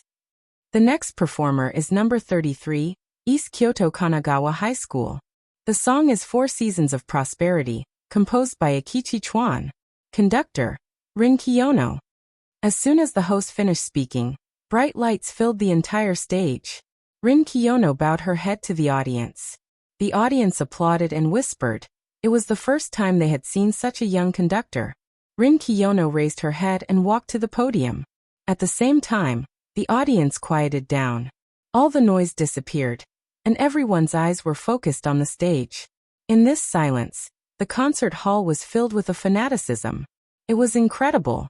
Rin Kiyono raised her baton, and everyone picked up their instruments at the same time. She looked at the faces of the members of Team A, and everyone looked at her. Finally, her eyes stopped on Toru Watanabe. Their eyes met, and at that moment, she waved her baton. The flute and the solo played in layers. On the score it was written, "Notes crescendo." Then the bass horn's deep and full tone shook the air. It was written, "Listen to the melody. Listen to the melody. Listen to the melody." The bass horn caught up with the melody's pace. It was written, "Easy to lower the pitch. It depends on the conductor. Let's teach Watanabe Dross a lesson." The third day of being mocked. The words written on the score had long been densely packed. The score itself could not be seen clearly, and the melody was unconsciously memorized. After June, July, and summer, the notes at the beginning had even begun to fade. Rin Kiyono retracted her hand, and the concert hall instantly fell silent. Rin Kiyono slowly waved her baton, and the oboe solo played. The melodious, transparent, and numbing sound broke through the air.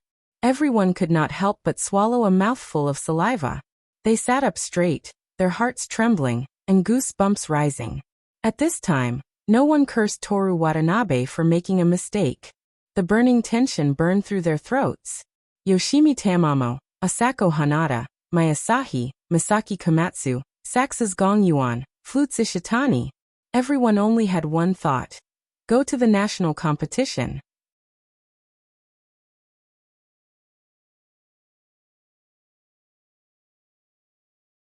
Chapter 102. The results of the Eastern Kyoto Music Competition were announced very simply. As soon as the competition ended in the morning, staff members would immediately hang a large piece of paper with the results on it on the stage. Hundreds of faces stared in the same direction as the hot, turbid air filled the concert hall. The girls' faces were flushed.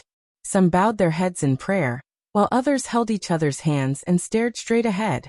Toru Watanabe and the beautiful boy, Rin Kiyono, stood at the back of the hall, overlooking the dozens of music club members.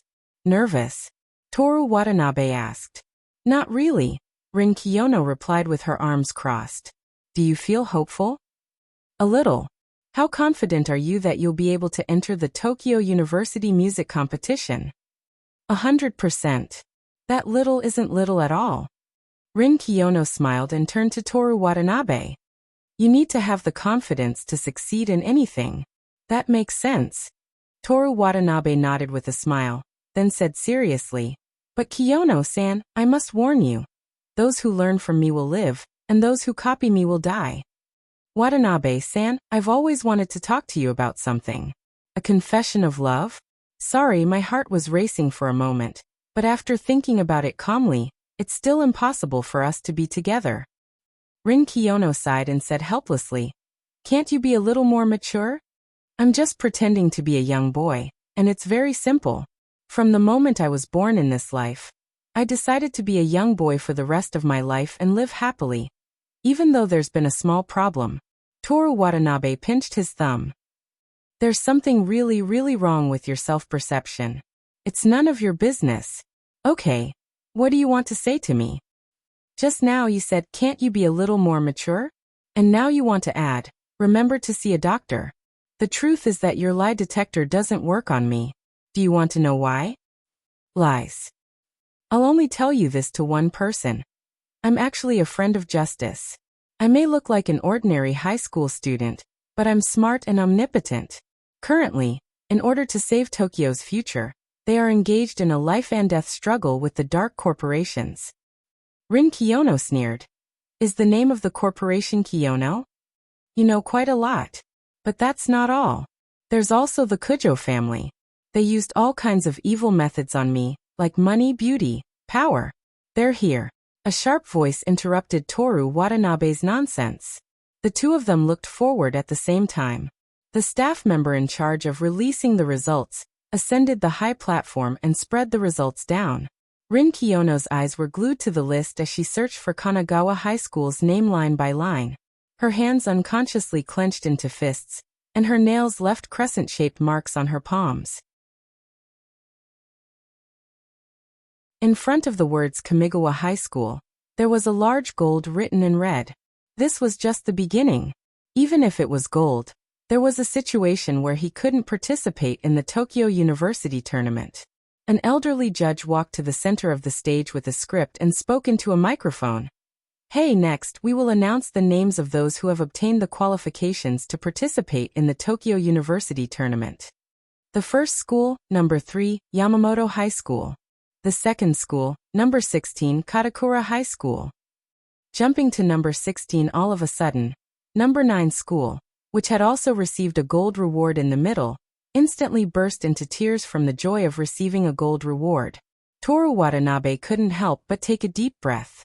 There was only one spot left, and Kamigawa High School was number 20. The third school, number 20, Kamigawa High School. Watanabe. Rin Kiyono turned her face and looked at Toru Watanabe. Huh? Weren't you 100% sure? What's there to be happy about?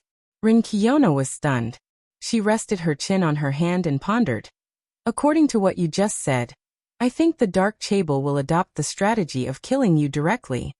Please be careful, my friend of justice.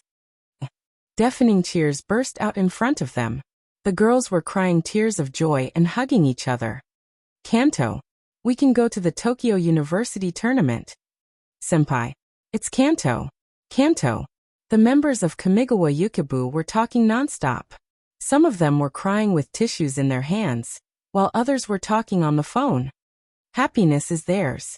It has nothing to do with the Human Observation Department. Toru Watanabe sighed. What nonsense are you talking about? Rin Kiyono rolled her eyes. We are all students of Kamigawa. Yes. My level is too low. I only see the small me. Rin Kiyono looked at the excited members and said, Let's go. We still have something to do. What is it? The thing you like the most. The thing I like the most? Toru Watanabe's imagination ran wild. Could it be that Rin Kiyono was so happy that she wanted to go to a couple's hotel with him? He was in a dilemma. No, really no. If Mickey finds out, I'll be dead meat. What are you thinking about? Rin Kiyono couldn't stand him. Isn't the thing you like to do the most? Kiyono-san, there's a reason why we became friends. We're both very annoying. Who's your friend? I still haven't forgiven you for what happened that night. Rin Kiyono walked towards the club members after she finished speaking. She clapped her hands together, and all the club members looked at her. Rin Kiyono was wearing a suit with her hair down. She was elegant and quiet, but her unapproachable aura didn't decrease in the slightest. However, the members of the wind instrument department were all looking at her enthusiastically. Kiyono-san, we did it. We won the Tokyo University tournament. Thank you. Before Rin Kiyono could say anything, Toru Watanabe, who was standing next to her, said, What's our goal? The national tournament. Aoi Ichiki excitedly raised her hand and answered. The others also looked expectant. Then what are you so happy about? But for you, it's indeed something to be happy about. Your strength. Oh. Rin Kiyono elbowed Toru Watanabe in the stomach and glared at him fiercely to stop him from continuing. Are you the consultant? Or am I the consultant? You are. Rin Kiyono looked at the club members who were filled with righteous indignation and wanted to beat up Toru Watanabe. Being able to enter the Tokyo University tournament is something to be happy about, but as Watanabe-san said, this isn't our final destination. Everyone, please persevere and work hard until the end. Yes. Then, let's rest for the afternoon and evening. Tomorrow, we'll officially start practicing for the Tokyo University tournament. Yes.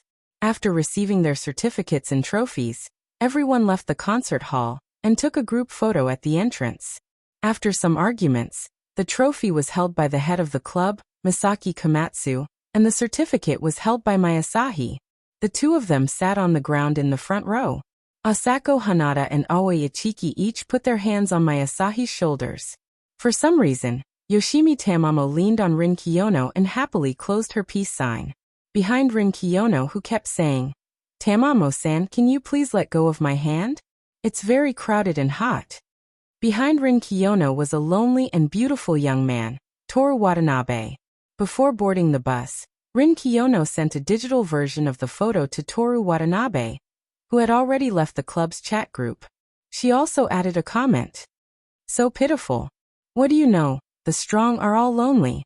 China's emperors called themselves lonely. That's the best proof.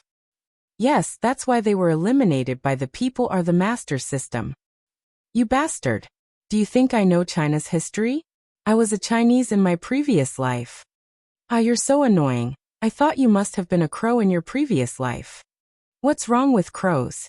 Haven't you heard of the story of crows feeding back? Crows that live in urban areas use cars to crush nuts. What a filial and smart creature." "That's why I said, Watanabe-san, you're a crow, filial and smart, but you're not liked by people." After sending this message, Rin Kiyono put her hand on her chin. She had already thought of what to say next to Toru Watanabe. She was just waiting for him to reply and immediately send another message. But after a minute of her last message being read, she still didn't receive a reply. Angry? Impossible. Without waiting for a reply, she had to put away her phone. Her eyes swept across the surroundings, but she didn't see Toru Watanabe's figure. It wasn't until the instruments were half moved that Toru Watanabe ran over from a distance. "Sorry," he said, rolled up his sleeves, picked up the instrument case on the ground, and handed it to the male band member on the van. "Where did you go?" The male band member, who was also in charge of handing the instruments, complained while wiping his sweat. "Something happened. Sorry. I'll treat you guys to soda later." "I forgive you." Rin Kiyono glanced at him and took the lead to get on the bus. With her physical strength, she would only cause trouble if she helped. She listened to Kamikawa Yukaba's performance on her phone for a while. One after another, girls got on the bus. "I just saw the judge talking to Watanabe Dross." "Judge? Which judge?" "Yamamoto Yukamasa. Isn't that the head of the education department of the National University of Music? What did he say?" "He seemed to be asking about his future aspirations. I didn't dare to get too close, so I didn't hear clearly. Don't tell me he's going to specially recruit Watanabe Dross." "I think it's possible. Although he's terrible, the oboe." Seino Rin put on his headphones again and rested his right elbow on the window. He rested his chin on his palm and looked at the trees on the street not far away. His other hand was tapping on the school skirt that he had just changed into. After all the girls got on the bus, the boys each took a bottle of soda and hurriedly got on the bus. Toru Watanabe sat in the aisle seat. The boy who originally wanted to sit closer to Yoshimi Tamamo sat by the window this time. Toru Watanabe took a big gulp of the soda, then rolled the cold bottle on his face, letting out a comfortable exhale. Today's highest temperature was 34 degrees Celsius. Not to mention moving instruments. Even doing nothing outside would make one sweat. Koen Watanabe. Keiru Hayami knelt on the seat, turned to look at Toru Watanabe from the front seat. Toru Watanabe was not in the mood to talk. "Professor Yamamoto Yukamasa from the National University of Music wanted to chat with you?" This news had spread throughout the bus. Keiru Hayami was also very curious. On the other side of the aisle, Yoshimi Tamamo, who was using her phone to send a line message, secretly pricked up her ears. Not only her, but all the girls around them were also paying attention. "Yeah," Toru Watanabe said. "He asked me if I wanted to go to the National University of Music." "How did you answer?" "I said I want to go to Tokyo Art University." Toru Watanabe took another sip of his soda. When he raised his neck to drink, the girls quietly watched his sweat-drenched Adam's apple move above his sweat-drenched shirt collar. Then they also swallowed their saliva. "Koen Watanabe wants to go to a music university." "Yeah." Yoshimi Tamamo couldn't help but say. "Didn't you say Tokyo Art University is your goal on the career guidance survey?" "Yes, that's right. But how did you know?" Yoshimi Tamamo snorted with dissatisfaction. Koizumi-sensei told me when I joined the summer tuition. Summer tuition. So what if it's summer tuition? It's not all good students like me. There are also students with good grades who take the initiative to join. Don't worry. I'm just thinking if I should also join the tuition. Toru Watanabe heard her sobbing again. His heart jumped, and he quickly comforted her. Then is Koen Watanabe planning to give up on Tokyo Art University? Keiru Hayami asked. No, not yet. Then why are you going to Tokyo Art University? Are you planning to take the clergy and doctorate exams? I lied to you. Toru Watanabe acted as if nothing had happened. Keiru Hayami looked surprised. Where? Where did you lie to me? Going to a music university. Bad, the worst. Yoshimi Tamamo whispered. Scum. The girl sitting next to her echoed. Disgusting. The girl in front of them said. Keiru Hayami smiled bitterly and apologetically at Toru Watanabe before sitting down. When she fastened her seatbelt, the bus started to move and slowly drove out of the parking lot. Toru Watanabe didn't care about their malice. He took another sip of his soda and looked out the window. 2 staff members were setting up signs under the sun to guide the way. When they returned to school, they had to move their instruments again. When he thought about the upcoming Tokyo Art University tournament, and even the national competition, Toru Watanabe regretted that he didn't go easy on them during the morning competition. It's okay, there's still time to close the Tokyo Art University tournament. But they've already moved their instruments twice. It's not worth it to give up on the national competition, just to move one less instrument. When you do something, you either don't do it from the beginning or you persevere until the end. As a lesson, I'll write this down in my notebook. Rin Kiyono said that they would rest in the afternoon, but many of the club members still chose to stay and continue practicing. They asked Rin Kiyono for the audio of the competition, and listened to it while giving each other suggestions. Many new notes were added to the music score. Yep. Misaki Komatsu stretched. I still haven't recovered from the shock. We actually made it to the Tokyo Art University tournament. This is all thanks to Kiyono classmate, Yoshimi Tamamo said as she looked at the music score. The consultant is indeed the most important, but we all worked hard as well, Keiru Hayami said with a gentle smile. Watanabe. Mayasahi said softly. Senpai, what did you say? Aoi Ichiki asked. Watanabe is very important. Everyone looked at each other, speechless. Just now, the gentle sound of the oboe in the CD was unforgettable. Watanabe classmate's oboe is very good, but my senpai's bass horn, morning senpai's bassoon, and everyone else's are not weak. Asako Hanada clenched her fist and encouraged them. That's right. Playing music is a team competition. Being able to make it to the Tokyo Art University tournament means that we are very strong. Aoi Ichiki said loudly, then changed the topic. My senpai, the summer festival is coming soon. Are you going? Yep. Who are you going with? Aoi Ichiki immediately asked. Hanamoto. Asako Hanada nodded and looked at Aoi Ichiki, who had already agreed. If you don't mind, would you like to join us? Really? I want to go. That's great. Aoi Ichiki's acting was a bit exaggerated. Hopefully she didn't expose herself.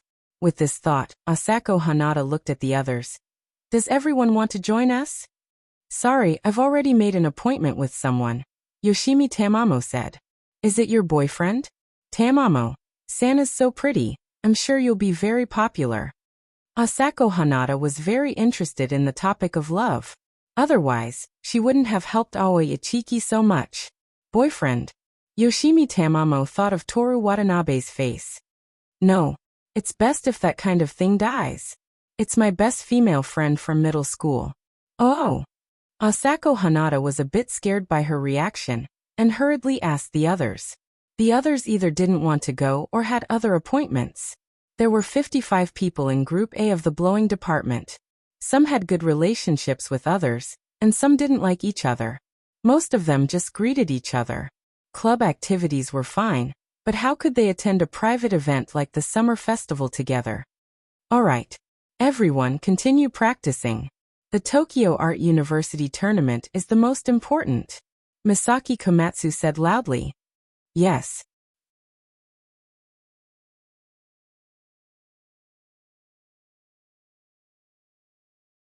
Chapter 103. Tomorrow is the 2-day break for the Yulon Pen Festival. Let's use this last bit of time to change our moods and let our bodies rest well. Rin Kiyono announced to the instrument department at 9 p.m. on August 14th. Hooray! Aoi Ichiki raised her arms and cheered. Even the exhausted members were excited. As they packed up their instruments, they discussed where to go the next day. Toru Watanabe turned his stiff neck, his bones cracking. Kaoru Hayami beside him was scared silly. Are you okay, Kuin Watanabe? A little sore, but it's okay. I'll be fine after some exercise. You've worked hard. It's nothing, Toru Watanabe said indifferently. Anyway, I only plan to work hard until I'm 25. I'll take it as suffering for the rest of my life. 25 years old? Kaoru Hayami tilted his head in confusion, but soon stopped thinking about it. Watanabe classmate, what are your plans for tomorrow? Reading, studying, and cleaning. Tonight, I'll be accompanying my girlfriend to the Yulon Pen Festival in Hibiya Park. Toru Watanabe was worried that Kaoru Hayami would fall for him, so he deliberately used the word girlfriend. Maybe it was a little narcissistic, but anything was possible. Moreover, he still received love letters in his shoe cabinet every day. This proved that the probability of this happening was very high. It's like this. Kaoru Hayami didn't notice anything strange. He continued, I've made plans with a few other girls in the instrument department to go swimming at the pool. It's a rare opportunity, so I want to invite more people. Me? Forget about me. You can see many cute girls in swimsuits. Kaoru Hayami was like a kindergarten aunt persuading a child to eat. I'm not interested in that. Toru Watanabe replied calmly. Of course he was interested.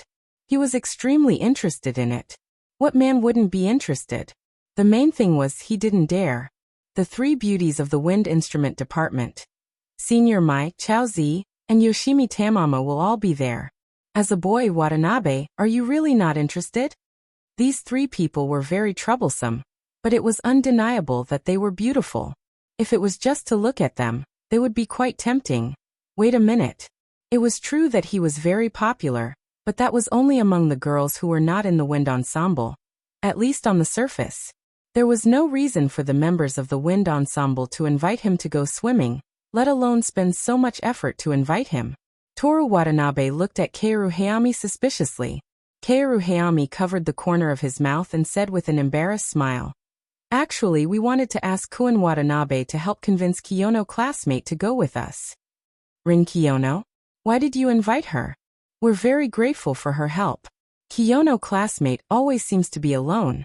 So we wanted to invite her to go out and have fun during the holidays. If you're just sympathizing, then forget it. Rin Kiyono didn't need sympathy, at least, that was what Toru Watanabe believed. It's not sympathy, Tamamo classmate and I want to be friends with her. Also, although Kiyono classmate's chest is a bit small, her figure is very good. She'll look very cute in a swimsuit. Can this be the reason for you to invite her? Toru Watanabe emphasized her gender. Watanabe-kun, Hajime Kaori said in a soft voice, like a teacher guiding him patiently. Even girls like cute girls. There was something wrong with this woman. If he used the detector on her, she would definitely be a weirdo. But then again, as long as she was human, she would have some unknown quirks, right? Then why don't you invite her yourself? Toru Watanabe glanced at Rin Kiyono, who was being asked questions by a large group of girls. Kaoru Hayami smiled bitterly and looked at Rin Kiyono. We tried to invite her, but Kiyono classmate said she doesn't like group activities, so she rejected us. Oh, that guy hates humans, so she doesn't like group activities. That's why we want to invite you, Kuin Watanabe. Why? Toru Watanabe was surprised. Kaoru Hayami said thoughtfully. How should I explain it? There's no specific reason, but if Kuin Watanabe invited her, Kiyono classmate would definitely come. I just have this feeling. You think too highly of me. Toru Watanabe waved his hand. And I can't go. I have a girlfriend and I still go out to play with other girls. I'm not the kind of person who would do such a thing. Asako Hanada, who was observing the situation, seemed to want to say something, but her cute little face was red, and she clenched her small fists, holding back her words with great difficulty. That's great. Kaoru Hayami suddenly clapped his hands and said happily, let's also invite Miki Kujo, classmate. Her breasts are very big. Toru Watanabe took off the oboe whistle, packed his things and prepared to go home. He couldn't chat with people who didn't like legs. Moreover, Miki Kujo was his girlfriend, so the size of her breasts was his problem, right? What did it have to do with other people? Wait, Koen Watanabe, please. We really want to be friends with Kiyono, classmate. Kaoru Hayami sat in his seat and slightly bowed to Toru Watanabe. Toru Watanabe sighed. It's just going out to play a few times, and you want to be friends with her. It's not that easy. With Rin Kiyono's personality of hating lying, the more time she spent with someone, the more impatient she would be with the people around her. This was also the reason why she lived alone in high school, and always stayed in the activity room to read books in the afternoon. Most likely. How do you know it won't work if you don't try? Yoshimi Tamamo didn't know when she came over, and her pretty face peeked out from behind Kaoru Hayami's shoulder. How can you say something like that? Toru Watanabe glanced at her heavy chest that was pressing on Kaoru Hayami's thin shoulder. What do you mean? Are you looking down on me? Wait, don't cry, don't cry. I don't mean to look down on you. Cry? Who would cry? I'm so beautiful that I won't cry. Yoshimi Tamamo aggressively put her hands on her waist, and in order to look up at Toru Watanabe as much as possible, she raised her chest high, showing off her full curves incisively and vividly. Yes, you won't cry, Tamamo. San is the most obedient. Yoshimi Tamamo puffed up her cheeks, and was very dissatisfied with his tone of coaxing a child. Koen Watanabe, can I ask for your help? Kaoru Hayami pulled back the topic that had deviated from the topic. Let's try. Toru Watanabe sighed and said, but there's a high probability that it won't work. It doesn't matter, as long as you try to help me make an appointment. Kaoru Hayami and Yoshimi Tamamo were both happy, and it seemed that the two of them really wanted to be friends with Rin Kiyono. Since he agreed, Toru Watanabe began to act on his way home. First of all, he called Miki Kujo. What's the matter? Miki Kujo's bossy and charming voice came through. What are you doing? What? Do you miss me? No. Are you free tomorrow? Let's meet early? Miki Kujo contemptuously laughed twice, and her voice became more languid. It sounded like she relaxed her body and leaned against the back of the chair. How about we go swimming tomorrow? The sound of pen tapping on paper came from the phone, and she was probably thinking. After a while. My private beach in Minami Izu is under maintenance, and Okinawa is too far away, and it takes 6 hours to fly back and forth. Are all rich people like this? Or is there something wrong with Miki Kujo's thinking circuit? Toru Watanabe was inclined to the latter, but he wouldn't really open his mouth to ask. There's a limit to seeking death, not to mention that Miki Kujo might be disappointed after knowing that her thinking circuit is different from that of ordinary people. Just kidding. That's not what I meant. It's at the swimming pool near Shitani Station. 2 hours is enough. Shitani Station? That kind of public swimming pool? Miki Kujo's contemptuous and disdainful laughter came through. You're not going? Disappointed? How about this? When I have time, I'll take you to my beach and I'll let you help me apply sunscreen. Watanabe Toru's mind flashed with the image of the 9 beautiful women who couldn't wait to embrace him, as well as the slender white legs. Watanabe Toru's breathing instinctively became heavier. This subtle change was clearly captured by the phone, and then it was transmitted to Miki Kujo's ears. Kujio Miyoshi let out a teasing and doubtful sound while hiding a hint of a smile. Why is it so hot? The cooling in the tram is too bad. Toru Watanabe cleared his throat. What time do we meet tomorrow night? 7 o'clock. Hibiya Park's outdoor music pit. Understood. By the way, Toru Watanabe pretended to say casually, Miki, if you're not going, Can I go swimming with some of my classmates? Go ahead. Miki Kujo said casually. You really can't go? Toru Watanabe couldn't stop the corner of his mouth from rising, and regretfully confirmed. Didn't I tell you, I'm very busy? Miki Kujo's tone was slightly impatient. Then, okay. Toru Watanabe's tone was full of disappointment.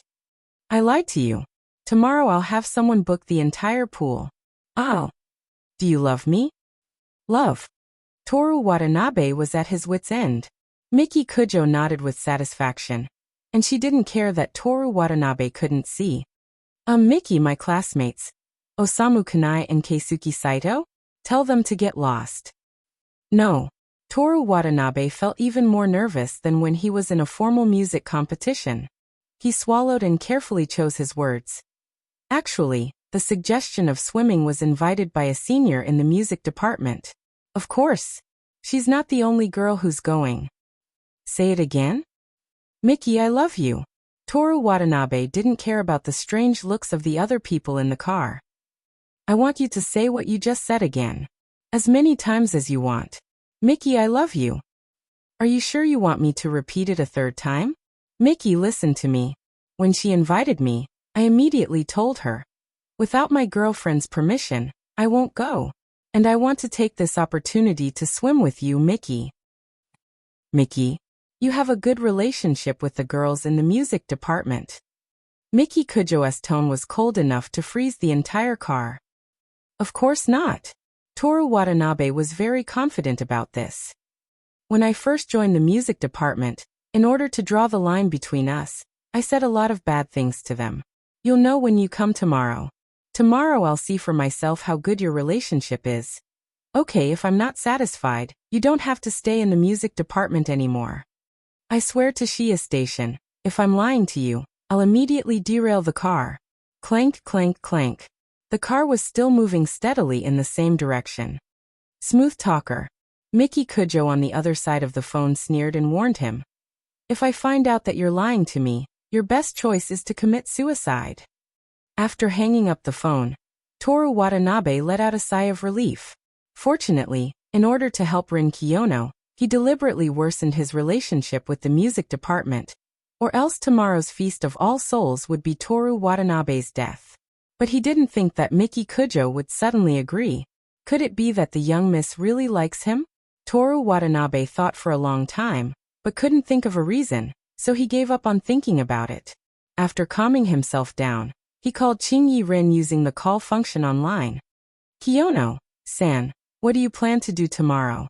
Read a book, watch a movie, and probably practice the piano. Piano. Toru Watanabe remembered that he still had the privilege of exchanging 5,000 points for a master-level piano. What's wrong? Nothing, I was just thinking. I'm very good at playing computer games, so I'll definitely be good at playing the piano. I'm hanging up. Wait. Toru Watanabe hurriedly got down to business. Mikio-senpai invited me to go swimming tomorrow. Do you want to come? Nope. The rejection was quite straightforward. You're right, you don't seem like the type to like group activities.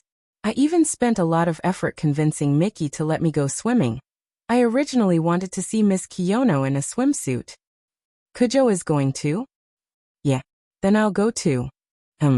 So the two of them were the ones who had a good relationship. But in a way, Keiru Hayami's judgment was not wrong. After all, only he could get Miki Kujo to come, and only then would Rin Kiyono agree. Then it's settled. Tomorrow at 10 o'clock in the morning, we'll meet at Shiga Station. I'm looking forward to your swimsuit. Come on. I'm hanging up. Haha, good night. Good night. The next morning, Toru Watanabe went out for a jog at 6 o'clock as usual. A new batch of pigeons had arrived at Suka Shrine. He didn't know if they were raised by the Lord of Gods, or if they flew here themselves. The group of old women were as energetic as ever. They went up and down the hill effortlessly, lecturing Toru Watanabe about everything. Before 10 o'clock, Toru Watanabe, who didn't want to study today, had nothing to do, so he didn't plan to go to the library early to read. He could only watch TV for a while. The local TV stations were broadcasting the local summertime events. There was a competition by the river to melt ice with one's body temperature, a competition to beat watermelons, and even a competition to win water skips in Kochi Prefecture, where the winner would receive local specialties. Only Tokyo TV was broadcasting a food program, how to cook udon noodles as delicious as those in restaurants at home. Flour with a protein content of 8.0 to 9.5. This time I'm using Canadian ape flour. Let's start. First, put in 5% sea salt, 42% to 43% water. Toru Watanabe stared at the TV absent-mindedly. Before he could learn how to make the delicious udon noodles, he received a call from home. He talked about his recent situation, bragged about the results of the blowing club, and used the excuse of working hard to refuse his family's transfer of money.